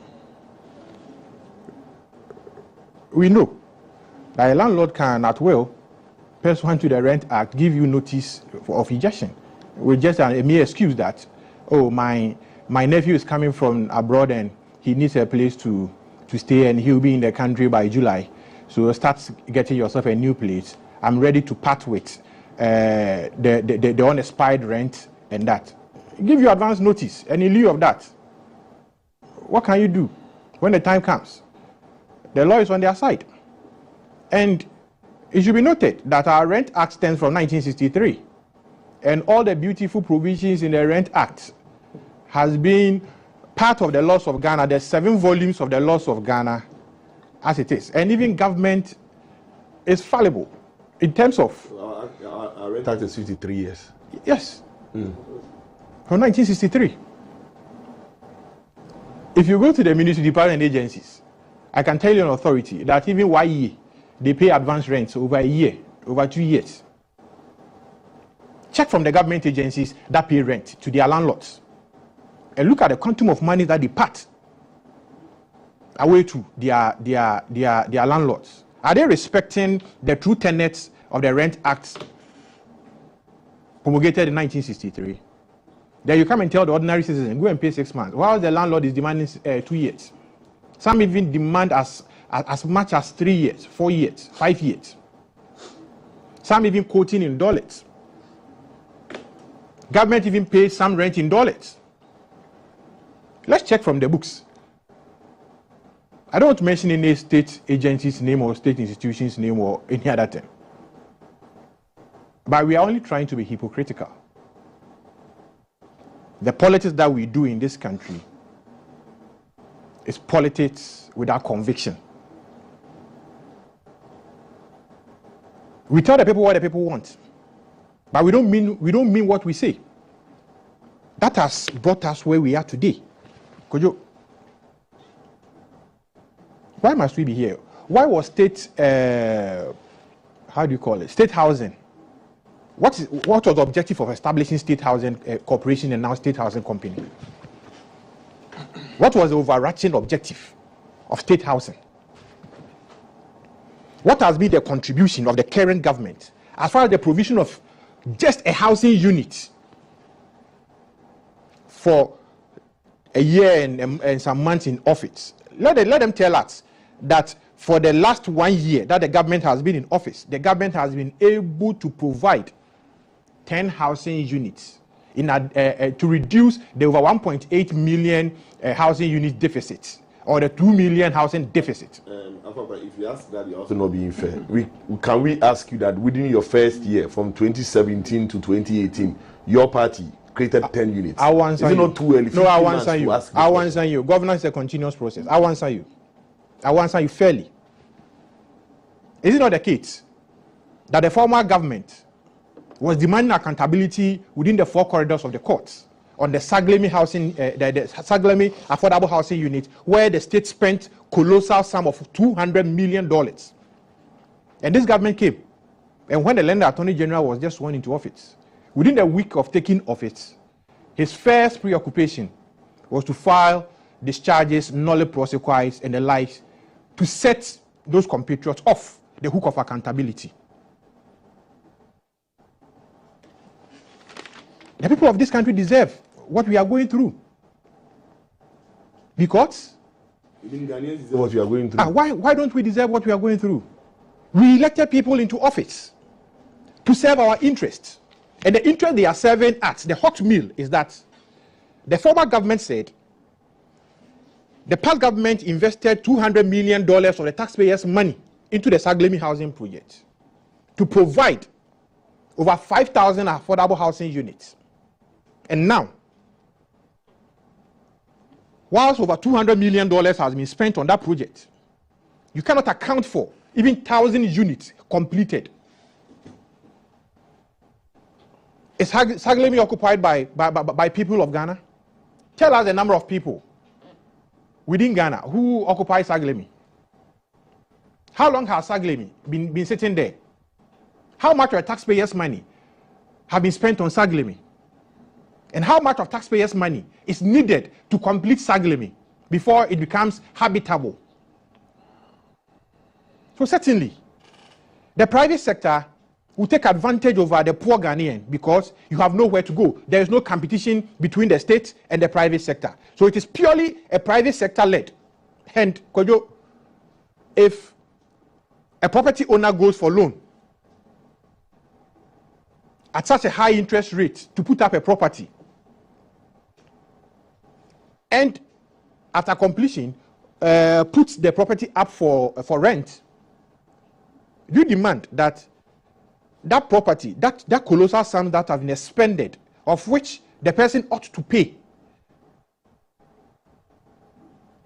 be measured with the 6 months as enshrined within the Rent Act. What happened to the Pokuase housing project and the NPP in 2023? How many of them did you complete before leaving power? I can't account for that, but you know something was started. Saglemi also started? No.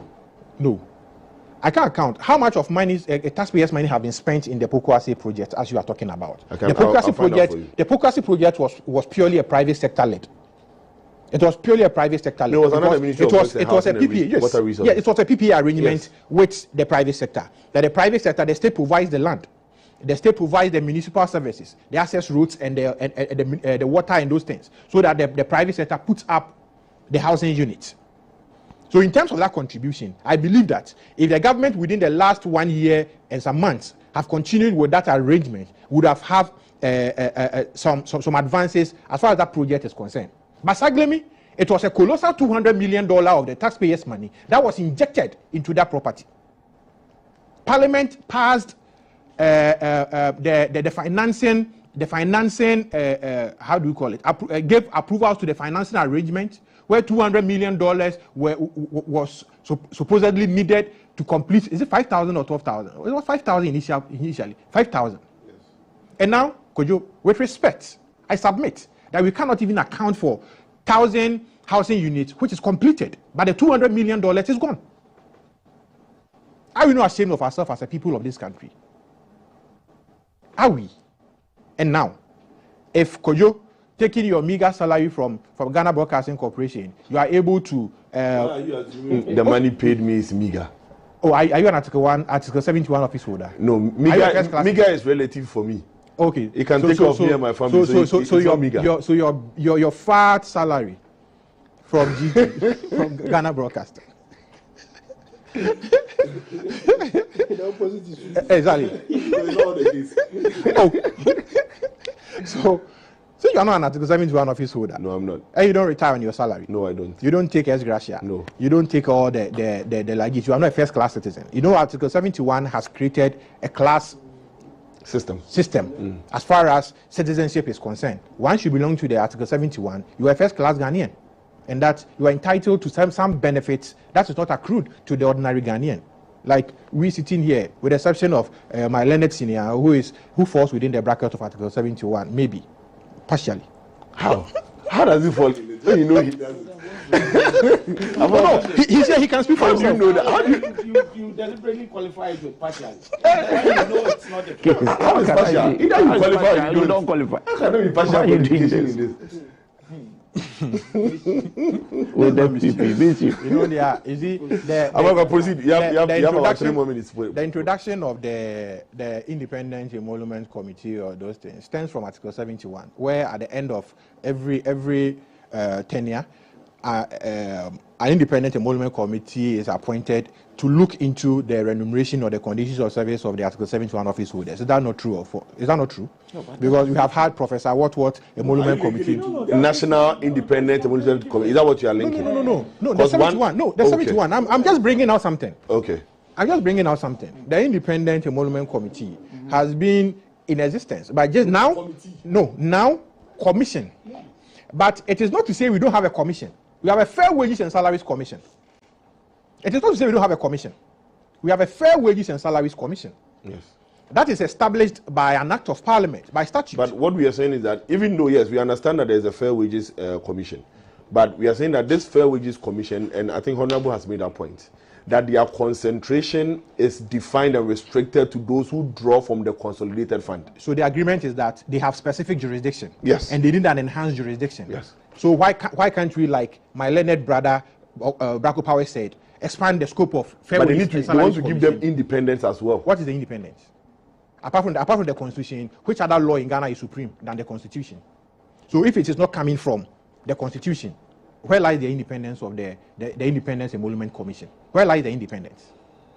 Apart from the commissions established by the Constitution, the parents' law itself. If it is coming from an act of parliament, tell me where the independence will come from. Will it be superior to the Constitution, or will it be subsequent to the Constitution in terms of the structure, the laws of Ghana under Article 11? The Constitution is the supreme law of the land, followed by an act of parliament. So if it is coming from an act of parliament, Fair Wages and Salaries Commission stands from an act of parliament, equally the same law. So if you want to change the scope, it is only expanding the jurisdiction and giving it an enhanced powers to be able to perform the same tasks as you desire. You see, politicians like naming, so that at the end of their term, they will come and tell you, oh, during our term, we were able to bring forth the Independent Emolument Commission, as if it is a new creature that has never existed under the laws of Ghana. Please. Good. His Excellency is making some gestures, which all of you are making gestures. Why are you paying attention? Please go on. Some gestures as if it's something. I'll address you upcoming. Go on. Your Excellency, because of you have a minute more. I gave you 3 more. So Kojo, the government should expand the jurisdiction of Fair Wages and Salaries Commission.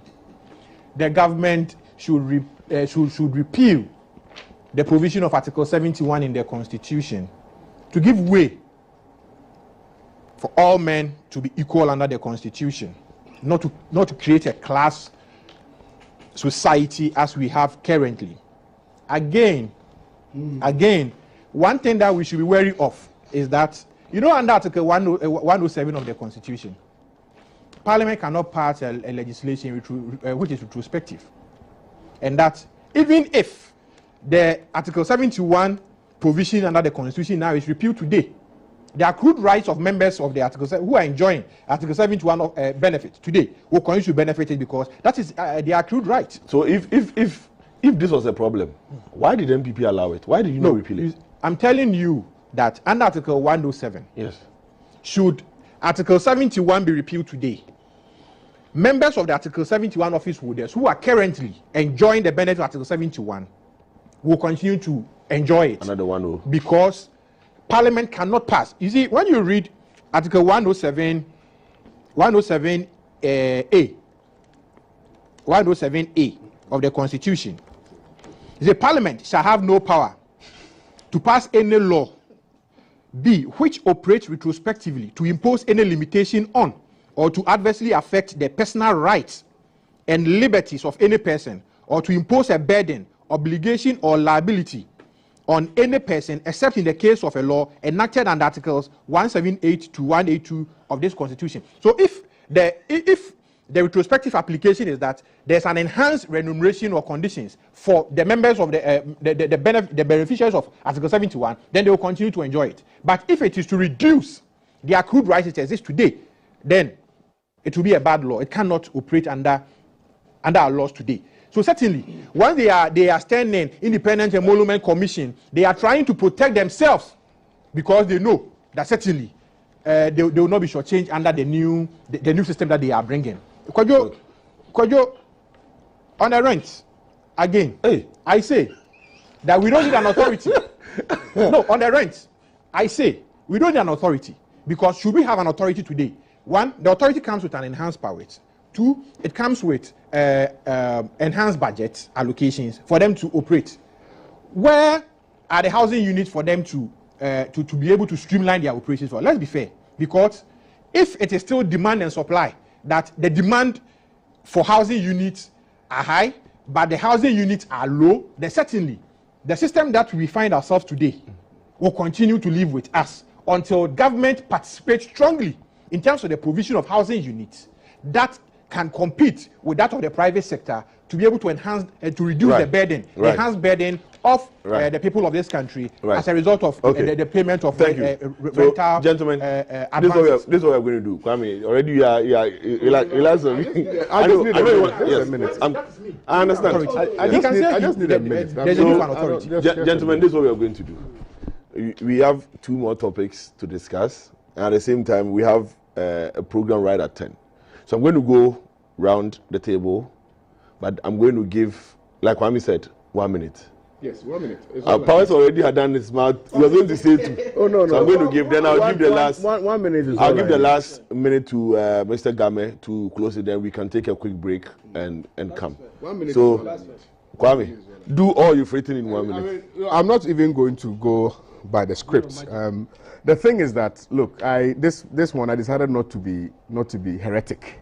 I wanted to advance, to advance arguments as a true Ghanaian. You know, of course, I've always been a true Ghanaian, but I've always approached issues from a more vociferous perspective. Truth is that if you're talking about class system, Akufo-Addo and his likes are the ones who demonstrated patent class system. You had a president who was flying at the expense of the Ghanaian taxpayer, $18,000 an hour, private jet. What? So if you're talking about classist, Nana Akufo-Addo and the Eswal administration demonstrated but he saw himself. Absolutely. So that's opulence, that's classist. He saw himself as a demigod. In fact, Nana Akufo-Addo saw himself as a chief. So who needed other chiefs to rise? So you see, so it is very. It is very. I'm using. I'm watching. Go on. No, so it is very disingenuous, and not progressive, to say that this administration, they are demonstrating class system and Article 71 holders and Article. This today, if they appointed him as minister, would he take it? Would he not be drawing from the same Article 71 that he's criticizing? Right. So let's not advance that argument. Honorable says something that I want to quickly touch on as well. says, how do you control something that is not under you? The answer is, so control it. Control it. So bring it under you see, bring it under an authority. It's like MPA. We have all these oil marketing companies, the OMCs. You go to MPA for license to operate. So if you, and that's why I'm saying that we should zone the country. If we zone the country, they have task force. You know, like for instance, you know these assemblies, if you are building, they will come, check your permit and all that. We have to regulate it somehow. We have to regulate it somehow. And that is the only way we'll be able to deal with the issue of, I agree, that in terms of the availability of houses on the side of government, yes, it is nil. But you do not need government all the time to create things for people to benefit from. Thank you. So please, let's work on that. Finally. No. You interjected. You interjected. I'll leave it here. I'll get my second round, so I know what to do. Powers. Yes. Yeah. Yes. Let me start right from where Kwame ended. The thing is that there are certain sectors that are so critical that the government must not wait for the public sector to control. The government must step in. Like Kwame hinted at, education, housing, security. These are areas or sectors the government need not have invested heavily before stepping in. You must step in because of their contribution to the economy. I'll add transportation. Exactly, transportation. Very important. I've always asked for us to have the National Transport Authority. Exactly. Put all of those. Put everything control. You see, and control GPRTU. You get it? We need to, bring all those bodies under an authority, an institution, a public institution, to drive changes. You get it? And Kojo, Honorable said because of academic autonomy, and because of academic autonomy, government cannot decide on the courses institutions take. I don't think the issue has to do with academic autonomy. Because in fact, who appoints the chancellors? And even on university boards, government has a huge number of people that it appoints onto those boards. So when it comes to academic autonomy, is really about the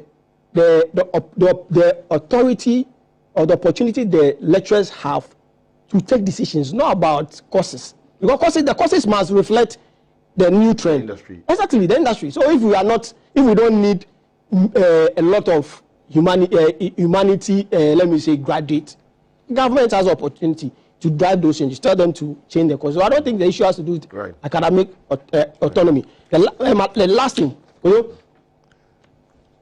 Senior Osigame was saying that our productivity has not been on the high side. The expense. And you asked my learned brother Afwakwa about whether or not we are doing more, or public sector workers are doing more. The thing is clear. It is the responsibility or the duty of the employer to provide the employee with what? Work. To provide resources, logistics, and work. It is clear. That's what the labor law says. Yes, Section 9 of Act 651. And it is the duty of the worker to enhance productivity. Yes. But that can only be done when you, the employer, exactly. So if you employ me and I come to work and you don't give me work to do, you can't go elsewhere and be crying that I'm not productive. You haven't done your work. The government is the employer of many of these public sector. There's a deliberate reason why the duties of an employer is quoted before the duties of an employee. Exactly. So we should rather be talking about. So Osigame was asking whether or not they've been giving KPIs, but who should give the KPIs? The employer. Exactly. So the employer should not be crying wolf and saying that the employee is not effective or is not productive because you are shedding your own responsibility. Thank you. Honorable. So with the issue of academic autonomy, no, it's not that, as my brother is saying, academic authority is vested in the university academic board, which has a constitution, and they formulate, including courses that to be run. How do you expect? That's the point he's making, that the board has representation of government, so they can No. I'm talking of academic board. If you go to any university, it's the academic board. So check the representation. Hold on. You see, the government, look, it is the state. It is, hold on. It is the president that appoints the chief justice. You are a lawyer. You don't expect the president to be telling the chief justice what to do. It's not about appointment. When they get there, look, let's not do this. I mean, this is right. It's been a problem, an age-old problem. And governments have always been complaining about who we are bringing out, the graduates we are bringing us. I mean, industry complaints. Industry complaints. So it is not, and the government cannot, no government can. Look, we are even doing, there is this, give me a little time to say that. There is, you know, the legal education bill. We are working on it. Yes. I mean, just to open up the law school, we are almost done. There is a fundamental issue because the bill as it's coming now, at least I am privileged to have, is even seeking to regulate the LLB because it is the LLB that is supposed to take you to there. And there is an issue with regards whether the bill can actually regulate LLB because LLB is a degree awarded certificate. It's awarded by the universities. And if we regulate it the way we want to, we are now going into the autonomy, the academic autonomy of the university, where some of the provisions in that bill, it's bill now, in that bill, is to even put a uniform mark for the LLB, that an pass mark, that an A in, say, law of thought should be 80%. You know that in other courses, it is not uniform like that. University of Cape Coast has its policy benchmark and all that. And so these are things we are looking at. And so for me, the academic autonomy, when you say academic autonomy, it includes formulation of courses. And so you look at the academic board of the universities, and I can assure you that it's not what you are saying. Right. Now let me hold on. You see, so 1 minute. Please. Correct. No, you don't say it's not true. You disagree. You don't say it's not true because if you honorable, focus on me. Are you the only person entitled to those? I said it's not true. Honorable, focus. Your listeners are paying attention. Tell us your source. I said it. But you can't say academic autonomy, so the government cannot dictate the courses you must do. It's not true. We are doing work to you. We are providing. In fact, we are enlightening your viewers. You give him the so it is important. To enlighten the thing is that let's not miss the issue. Let's not miss the issue. Tell us. Academic autonomy does not mean that the government cannot initiate conversation with regards to courses that are relevant to the economy because their autonomy or they take formulate decisions. So government cannot dictate. That's not the case. So it's not true. Okay. You see, I'm surprised you are doing this. It's not true. And why do you say? And you said the academic boards decide. But if academic board, which body sanctions decisions of the academic board? Okay. So, honorable, let's go on. Let's go on. So, honorable, please go on. Anyways. Yes. So you're about making the other point. So you see, let me even leave my brother. Look. I'm surprised. Yes, I'm really surprised. We intended doing a very nice discussion. You see how I even approached the issue, some of which, of course, had to do with successive governments. But I conceded.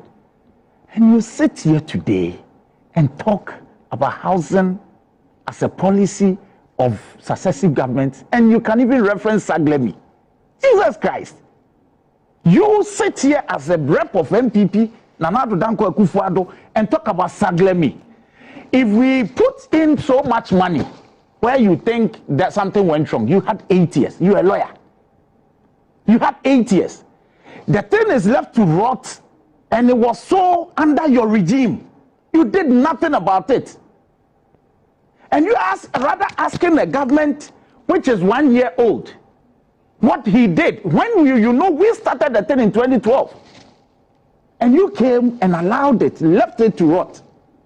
And today you are saying we should be asked how many units we've completed. They started something in 2022. No, yes, they did. Yes. But you see, that SPV, that is where the problem is. I think that was under Oppong Nkrumah when he went to housing, right? Yes. You remember the issues about the selection of the company, and then a whole lot happened. But I'm saying, be that as it be, how many, you should have told us how many you did complete under a tenure of 8 years. Yeah, if you didn't have the figures. Now, beyond that, you asked him of the Pukwase one. And what did he say? He said what? On the first day of August 2023, Nana Addo Dankwa Akufo-Addo, His Excellency, cut the sword for it. Tell us the state. Don't come and... You see, within 18 months. You see, we didn't want to do this. There is a problem. But if you want to do partisan politics with it, then it's unfortunate. That how many were you able to complete? We are still in the 18 How months. many? 18 months? You are still in the 18 Yes, months? we are still in the 18 Really? months. I believe, if it was why not, should we do this to ourselves? So he's 6 minutes. no, I'm the one timing. You are not timing. No, I am timing. There should be, you cannot be. You woke now you are still in the up to time. my Saturday sleep. You are still in the To come time. and sit here. Not to allocate. He did 6 minutes. Afaba, you are using the time. Yes, so please I'm stop. checking. You see, when they were talking, I was checking. So I've started my time already. So already you have done 30 seconds. Yeah, I didn't want to do that. Kwame went hard on the person of President Nana Addo Dankwa Akufo-Addo, that he was being extravagant, renting private jets, costing $18,000 an hour. I think he went hard on the president, Akufo-Addo, not on the person. President So let's Akufo-Addo. put it in So, context. President Akufo-Addo. Yes. With celestial respect to my brother Kwame, I didn't want to do this, but his wife is a spokesperson to Her Excellency Jane Nana Opoku-Agyeman. On 23rd May 2025, Her Excellency Jane Nana Opoku-Agyeman returned from her medical trip abroad on board the Vista jet, a luxurious Vista jet, private jet, chartered jet. Can he tell us how much the flight from the medical trip abroad of Her Excellency the Vice President cost this nation? No, you have the because so you prove it. Put out the fact. Put out the figures. Please. Don't come and just conjecture. Please, I'm not conjecturing. Put out the figures. I'm not conjecturing. Hold on. Hold on. I'll come. No, he's serious. No, I'm coming. That will disrupt the show. Kwame, hold on. Hold on. Kwame. In your prayer, you should not have mentioned my wife. Kwame. She's an independent person. Working is the spokesperson of Her Excellency the Vice President. No. You don't tell me what I should say. No, I'm an adult. Are you a spokesperson? I am a person of majority. I'm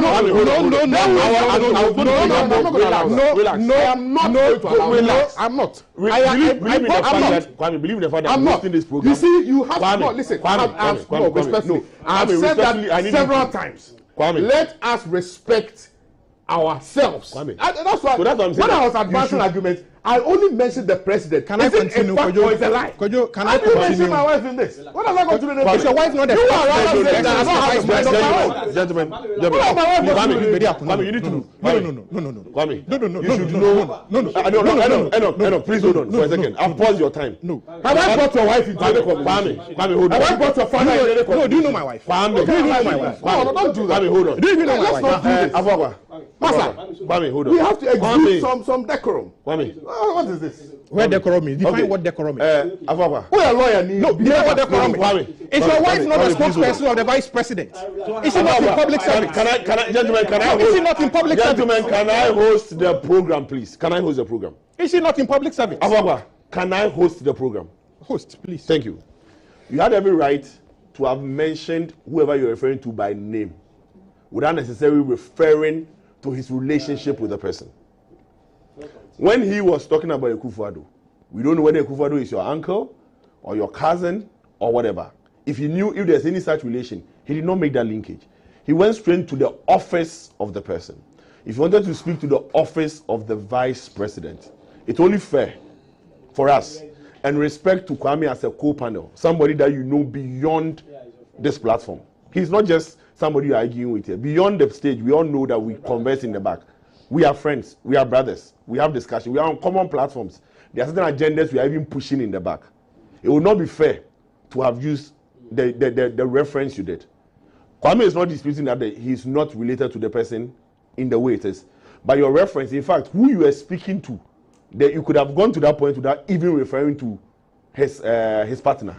So I think, Afakwa, your reference was not. No, please hold on.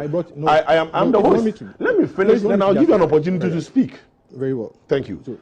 I think, like I said, you could have saved us all this if you had just gone straight and said what you want to say about the vice president and made mention of whoever it is that you're talking about, the office or the name of the person, without saying that it's Kwame's wife.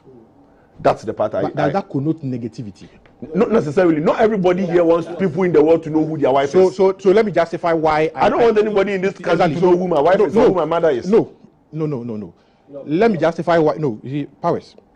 Let me justify why I brought in that kind of connection. We don't have a problem with that one. So, but you see, he reserves the right for you to tell you that don't make mention of his wife on the show. So it means that because of that relationship, he's privy to some salient information because of the spokesperson. Spokesperson of Her Excellency the Vice President. No. I will not take that. No, Avagwa. Isn't my wife? I will not take that. Nobody. No, you can't use those words. I can use equally harsh words. I can equally use harsh words. It's nonsensical. It is nonsensical. What you are saying is unconscionable. It's unreasonable to tell me that. You think I should say the way you want me to say it? No. You sit on this platform. When you were spewing all manner of aspersions in windows against. Is it not a fact that the president was wearing a private jet? It's not a fact that Excellency General Opokwagina rented a private jet. You have to justify it. I'm justifying it. And Enoch. Creative relationship. Kwame and Enoch. Enoch. I think I made my point very clear. Enoch. I made my point very clear. You can't. No, I'm not going to tell you. I'm not going to tell you what to say. All I am trying to say, Enoch.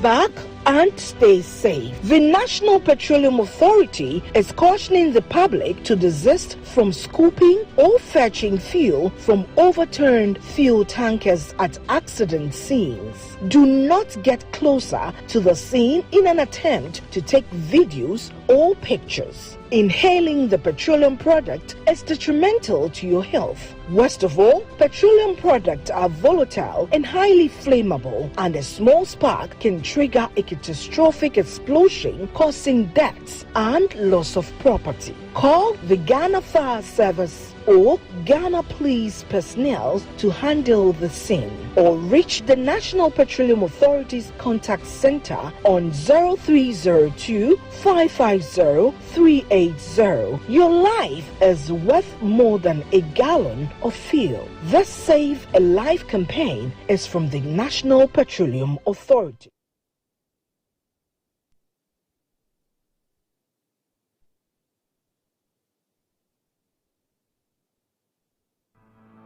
For decades, we have helped businesses connect with their trade partners all over the globe.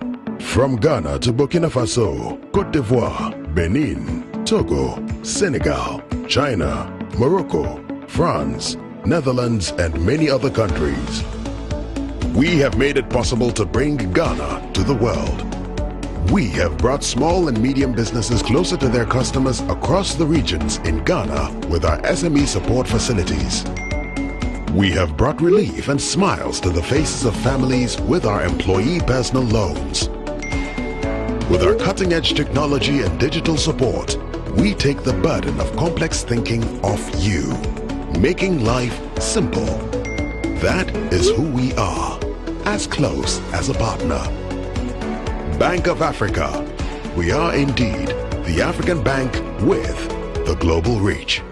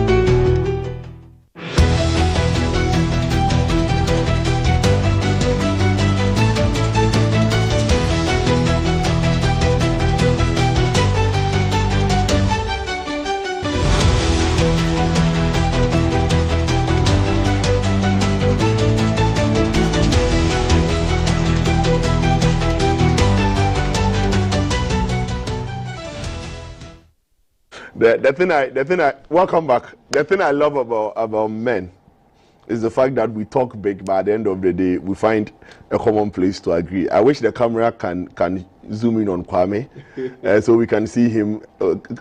No, that's not Kwame. That's Afuakwa. Please, zoom. That's Kwame. Looking at him laugh. Kwame says you catch Afuakwa after and show him something small. Afuakwa, you two say you fight him. So we'll look for Mohammed's son. What's his name? Sharaf. Mohammed's son is Sharaf, right? Yeah. We'll let him organize, be a promoter, so that we can settle this. But I want to apologize to our viewers for what happened. It's a professional banter. Sorry. So please don't take it to heart. It happens in passionate national discussions. These things happen. I as a host and my technical team also apologize to the person of the spokesperson for the vice president, that her relationship with a panel member has been put to light. I apologize as a host and as my technical team. So please forgive. I would follow. Okay, if I say I was going to follow Kwame and home, that means I'm still talking about the relationship, so I would not talk about it. It's a legal relationship. My friend, what is your problem? Anyway, so I would speak to Mr. Game. He would have his last take on this. Then we'll move to the issue about tomatoes in Ghana. You landed with a punch. No. Let me finish with Mr. Game. I'll come. Let me finish with Mr. Game. You land in 1 minute. Okay, please land. So, like I was saying that, Her Excellency. How you're able to even go back and do this is amazing. But please go on. The Vice President returned from a medical trip abroad on board a Vista jet, which was a luxurious private jet rented. And the same hours they were quoting years back, I believe that with the passage of time, the price might have even increased. And certainly, they should tell us. And we are expecting the spokesperson to Her Excellency the Vice President to come and tell us how much they pay per hour on that luxurious Vista jet that brought Her Excellency the Vice President to the Republic of Ghana. Okay. Again, we have seen a lot of private jets transporting our heads of state and other members. Certainly we'll come there. I believe. Oh no, we should have time. So you need to end. So I can. We should have time to discuss that one, so we can go into and marry the two. Let me speak to Mr. Game. Probably your last words before you take leave of us this morning. Again, if you could, in your last words, focus on this whole issue about Article 721 holders who retire on their salaries. If you could focus on that just in 2 minutes. Let us know what the essence is, if it's something that is still relevant in this dispensation. Well, before then, I hope and pray that into the future, not only on your network, because this is a problem of almost all networks in the country, it appears we don't set cardinal rules that govern the procedure of this kind of engagements on your networks. So in the future, please set ground rules for us, if you like, so that whoever is going off course, you bring him back, or you cut the person off. Having said so, there's also a difference between when you are sick and you are to be brought for medical attention, and if you recover, you are to return to base, the kind of transportation you should go with. Even transportation alone can kill you if you don't take care. So the learned people there should take notice so that they know the difference between when someone is sick and is being transported and when someone has recovered and is being brought back.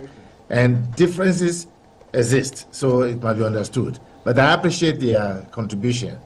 On the Article 71 and related matters, let's be very clear.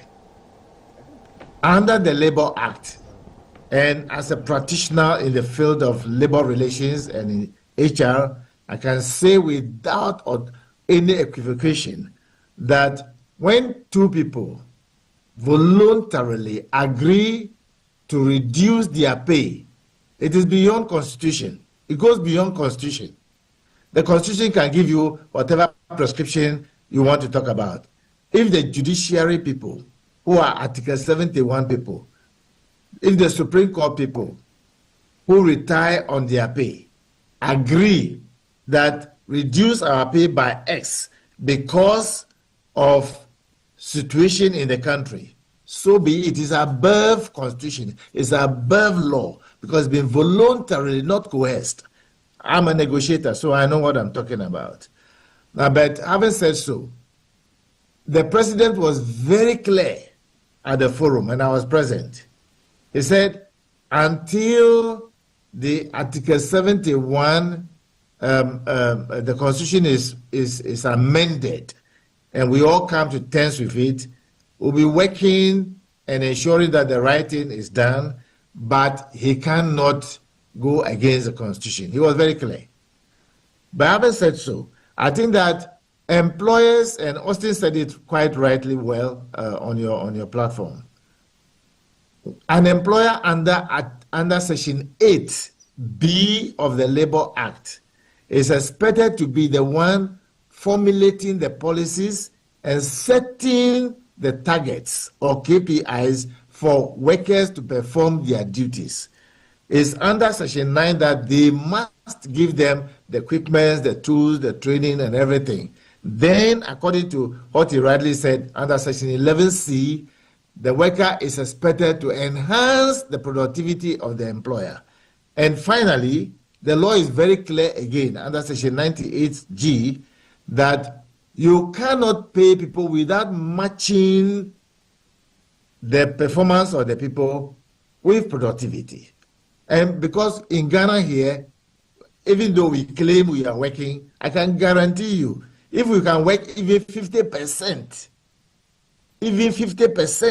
even in some of the private sectors, Ghana will not be the same. Unfortunately, that is not the case now. And my prayer is that the Independent Emolument Commission, which will be reasonably different from the operations of the Fair Wages and Salaries Commission, hopefully we can all contribute in making sure that today's government and future government, nobody should allow anybody to take us back again. We have to build on what we are doing now. We build on what the contribution, the good things that was done by the previous government is carried forward. We are building on it now into the future. Whosoever becomes president of this nation should never be allowed to take us back again.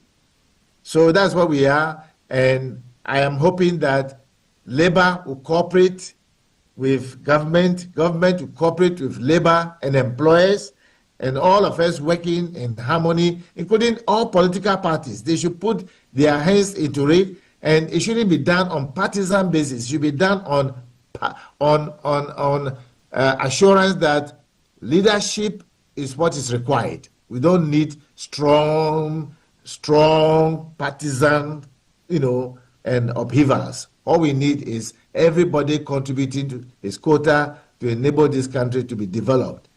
The good things that are going to be done now, any government that will come, carry the good ones forward, leave the bad ones behind, and let's progress as a nation. That's all we need.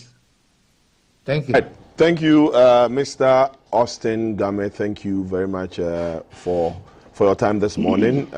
We very much appreciate it and your contribution. We will fall on you on labor-related issues, human resource-related issues in subsequent weeks if they come up. So thank you very much, sir, and enjoy the rest of your long weekend. I understand that the Chief Executive for Fair Wages and Salary Commission has indicated that there was something that was said which is not correct, and so he would also want to come in to clarify. My team is trying to reach him on phone. Once we do that and we connect, we can we'll listen to him. So maybe, Mr. Game, maybe you would stay to listen because it still has to do with labor-related issues. So once we get him, we would allow him. Okay, I understand he's in. Good morning, Doc. Hello, Doctor.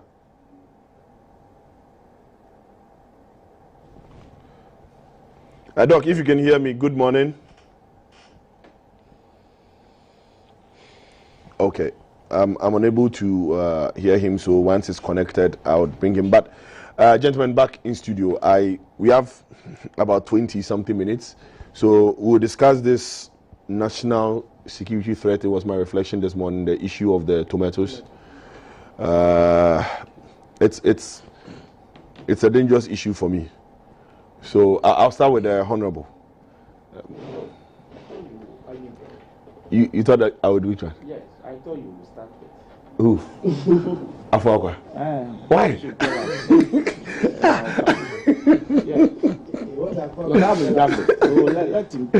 You want him to set the agenda, then you come and clear it. No, he's in government. You tell us what is in government. That's what I'm coming to, because you're in government. So basically, okay, I understand that Dr. Smith Graham is on. Doc, good morning.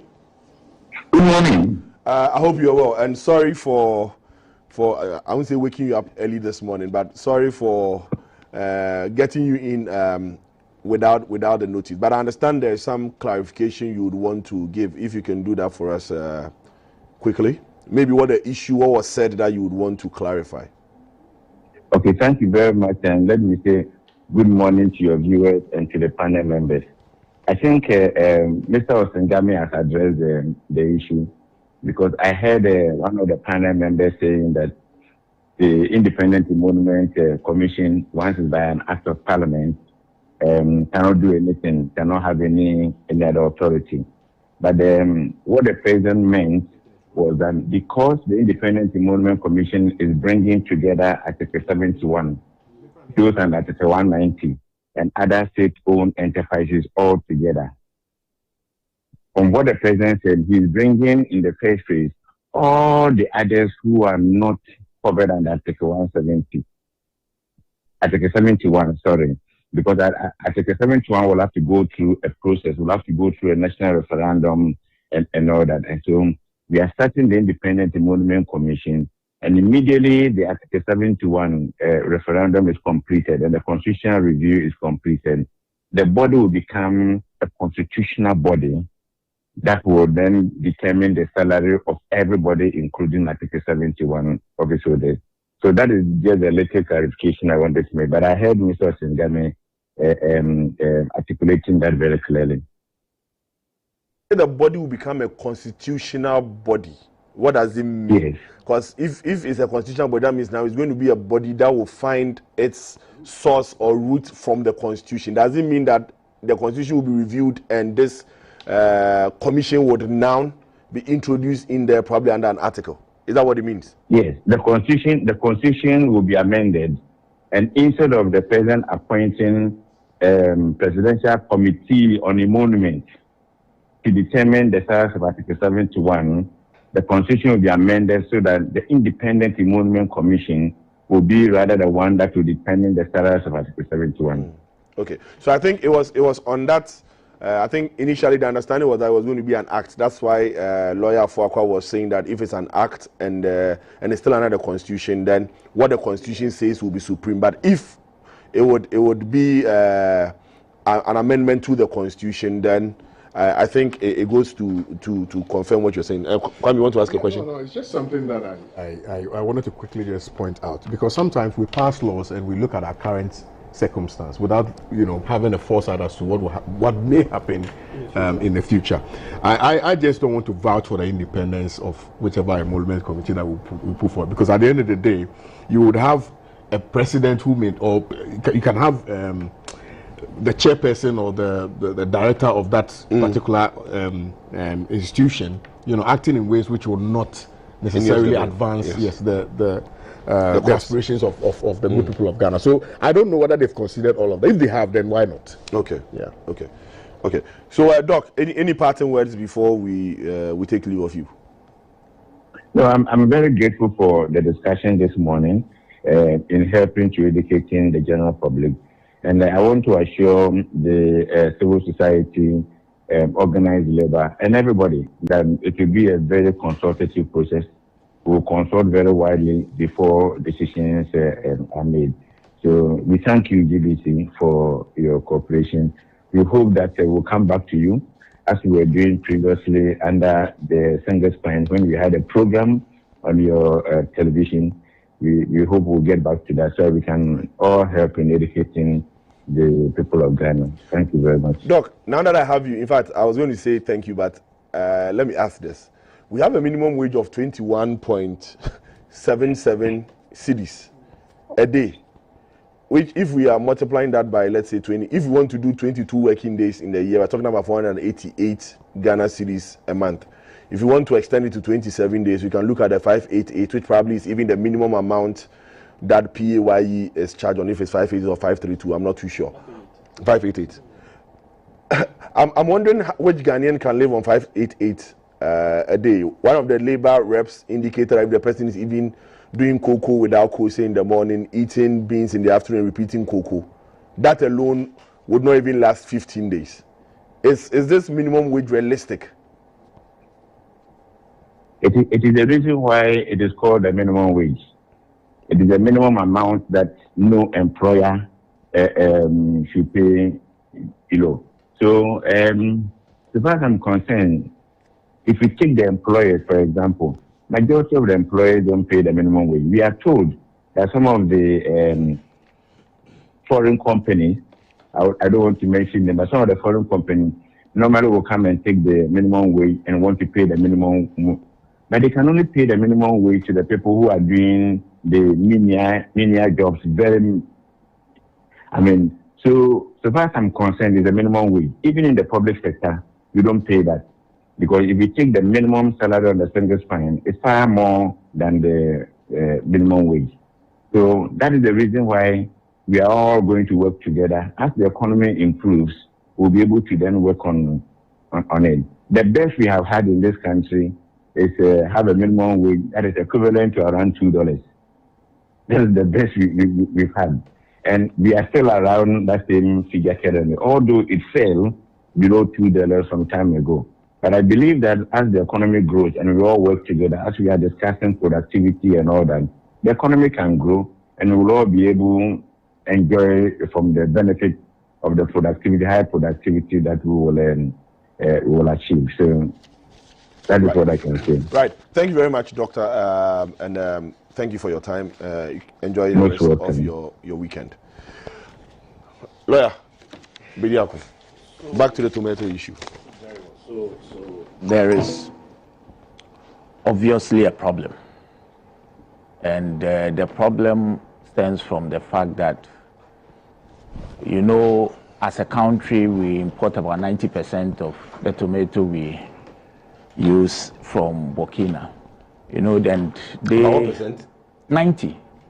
So tomato. Yes. So the tomato we consume, Ghana produce only 10%. Yes. We cultivate 10%. 90. It's a challenge. And the Burkinabes, I think they've established a factory there, processing. Yes, and they have, as a policy, directed that all tomato be sent to the factory for processing.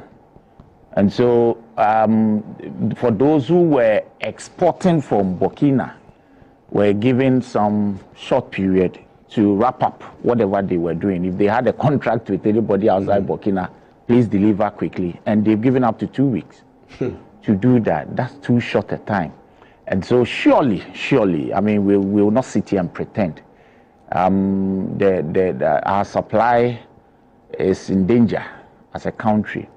And so the government cannot sit idle and watch this happen. Because even if we have to do something about it, it will not take a day. Within these 2 weeks, for us to, we cannot. I mean, we are not up to that level yet in terms of production of tomato. And so I'm aware that the government is taking steps to have a discussion with the Burkina government. We've had quite some good relationship in the area of trade. And so, of course, if this happens, because you know that Burkina, even through their imports from Europe and that takes our ports to convey them to their end. So we have a certain relationship, and I'm sure they would understand the need to vary this. Even if they have to do this, it should take quite a while for us to, I mean, look for alternative ways. And for me, that's an age-long problem again. And it's good as come up, so that as a country we would devise means of being self-sufficient with respect to, because if Burkina can do it, why can't we do it? You see, and so there should be, and sometimes you just don't want to be political, but we would leave it for the government to resolve this crisis. Of course, some traders have started complaining, and even those of us who go to the market, of course, we've seen some surge in prices of tomato because it started with the unfortunate incident that happened at the north there. I mean, that tragedy. And so people were not even going to bring the tomato down. So for a short period, that crisis happened. And now this is the big one. And so it's good. It's coming from the government. So it should be a government to government so that but some of these problems surely would come. But when it comes and we resolve it, of course, for me, it becomes temporary. Because it tells you that you cannot rely. You are shocked to hear that 90% is coming from there. Extremely. How can we sit here and then depend solely, almost all, I mean, all the tomato we chop in this country is from Burkina, and that's dangerous. And so we should have some homegrown policies to be able to produce same for ourselves. Right. And so, yes, it's not the best of news, but I think it's a clarion call to us as a state to wake up to produce for our own. I mean, this is not so difficult. I think we even produce, so there should actually be a conscious, I think maybe the minister or the Ministry of Agric to prioritize it, knowing very well the danger ahead. Right. Because they have also, I mean, they want to process their vegetables. And so even if we are able to have a discussion with them, it would only be the length of time, I'm sure. Because it can't be forever. It cannot be forever. So we should have some alternatives. Right. And so for me... Afoka, hearing what Honorable is saying, Ghana cultivates 10%. 8 years, MPP, we had planting for food and jobs. Are we saying that with all those things that MPP said you did, it only resulted in 10% contribution of the tomato demand in this country? That's worrisome to hear. Yeah, Kojo. In fact, in situation, and just so we do, we almost. So I'm just doing 3 minutes across. So you did 3 minutes. So I'm just doing 3 minutes across. Yeah, in situating the issues in the right perspective. The issue here is the dry season tomato. With the dry season tomato that we import almost 90% from Burkina Faso. You know, we have 2 seasons in our country: the rainy season or the wet season and the dry season. Because our irrigation systems are not adequate to support farming within the dry season, we depend on the tomatoes from Burkina Faso. And in fact, if you interrogate the tomato sellers or the merchants, they have a particular taste for the Burkina tomato because of some similar quality that they say it has, in terms of even preserving. That because of its skin, it is able to withstand the system for some time. So they have the taste for it, and because of the price and other things, it also aids in what they do. Now, Burkina Faso is saying that they want to process, and that is their national interest. And I believe that insofar as we have a bilateral arrangement or agreement with them to be able to negotiate on state-to-state purposes, we as a country should put our step forward in providing the necessary impetus to be able to do the dry season production very well. That shouldn't be a mantra as we have always perceived that in our budget, modernizing agriculture, but we do little as far as irrigations and those areas are concerned. Looking at the quantums and the volumes of money that we convey to Burkina Faso, and now they are saying that upon all that, they want to add value to be able to make ends meet from the value addition of the tomato. If they are getting, say $10 million from the sale of the raw tomatoes, in processing, they will get more and to create jobs, opportunities for their youth and their rates. This is where we need to be able to think forward as a country. COVID came and it taught us to look within ourselves as a people and engage in massive production to be able to contain ourselves. This is what is also calling us. If you're referencing that they also use Ghana as their destination for their port activities and those things, because they are in the hinterlands, they don't have the services of the sea, or they don't have the sea or the port in their country. Certainly they will use a country with that facility or that resource and that they have determined and they have been able to achieve, in terms of production, the dry season tomato cultivation, invested so much into it, and they are benefiting from it, and they want to benefit more. That is what the international system is. The international system is state-led, per the realist perspective, that it is the states that make up the international system. And once it is the states, national interest dictates the directions or how states conduct their businesses within the international system. And His Excellency Captain Traore, in furtherance of the interests of the Burkinabe people and the Burkinabe state, wants to add value to the raw material they produce, that is the tomatoes. And that they have banned the exportation of the raw tomatoes from Burkina Faso. In the short term, it will have a grave impact on us because of our overly dependent on the dry season importation of tomato from Burkina Faso. But certainly, the government of Ghana should commit itself and should be able to lead a stringent policy to be able to avert the crisis in the coming months. Within the next few months or the next few weeks, we know price escalation as far as tomatoes are concerned will hit us. But we should endure and be able to ensure that we have water resources available. The ones that they are polluting for galamseys and those things can be used in watering this vegetable called tomato, pepper, chili pepper, and the likes for cultivation in abundance that we can also export and also try to add value. To say, once we are able to cultivate it, if we go to Akumadan, we go to other areas, these are hubs that produce tomatoes that we know. Right. If it is the species or the varieties that they are producing that is not so attracted to the merchants, the tomato merchants in Ghana, or to the consuming Ghanaian populate, then the CSIR should be able to get us a variety so that we can get a variety that the Ghanaian people will so much admire and can be preserved also longer. And to end here, Mr. Agami said something. 10 seconds. Yeah, he said something. Tomato. He said something on tomato. No, he said something about conveyance in ambulances, that the condition of the person is concerned. They did not tell us this. And upon research, you see, sometimes we depend so much on the expert knowledge of certain people, but we forget that their leanings also sometimes influence their thoughts and how they put up. 2 minutes and the former, please, if he wants to lash in this way, he wants to lash in this way, then certainly he wants to. 69 years after independence, yeah, it's like you are hosting a program with me. I'm talking, you are talking at this. I don't know who the viewers you want to listen.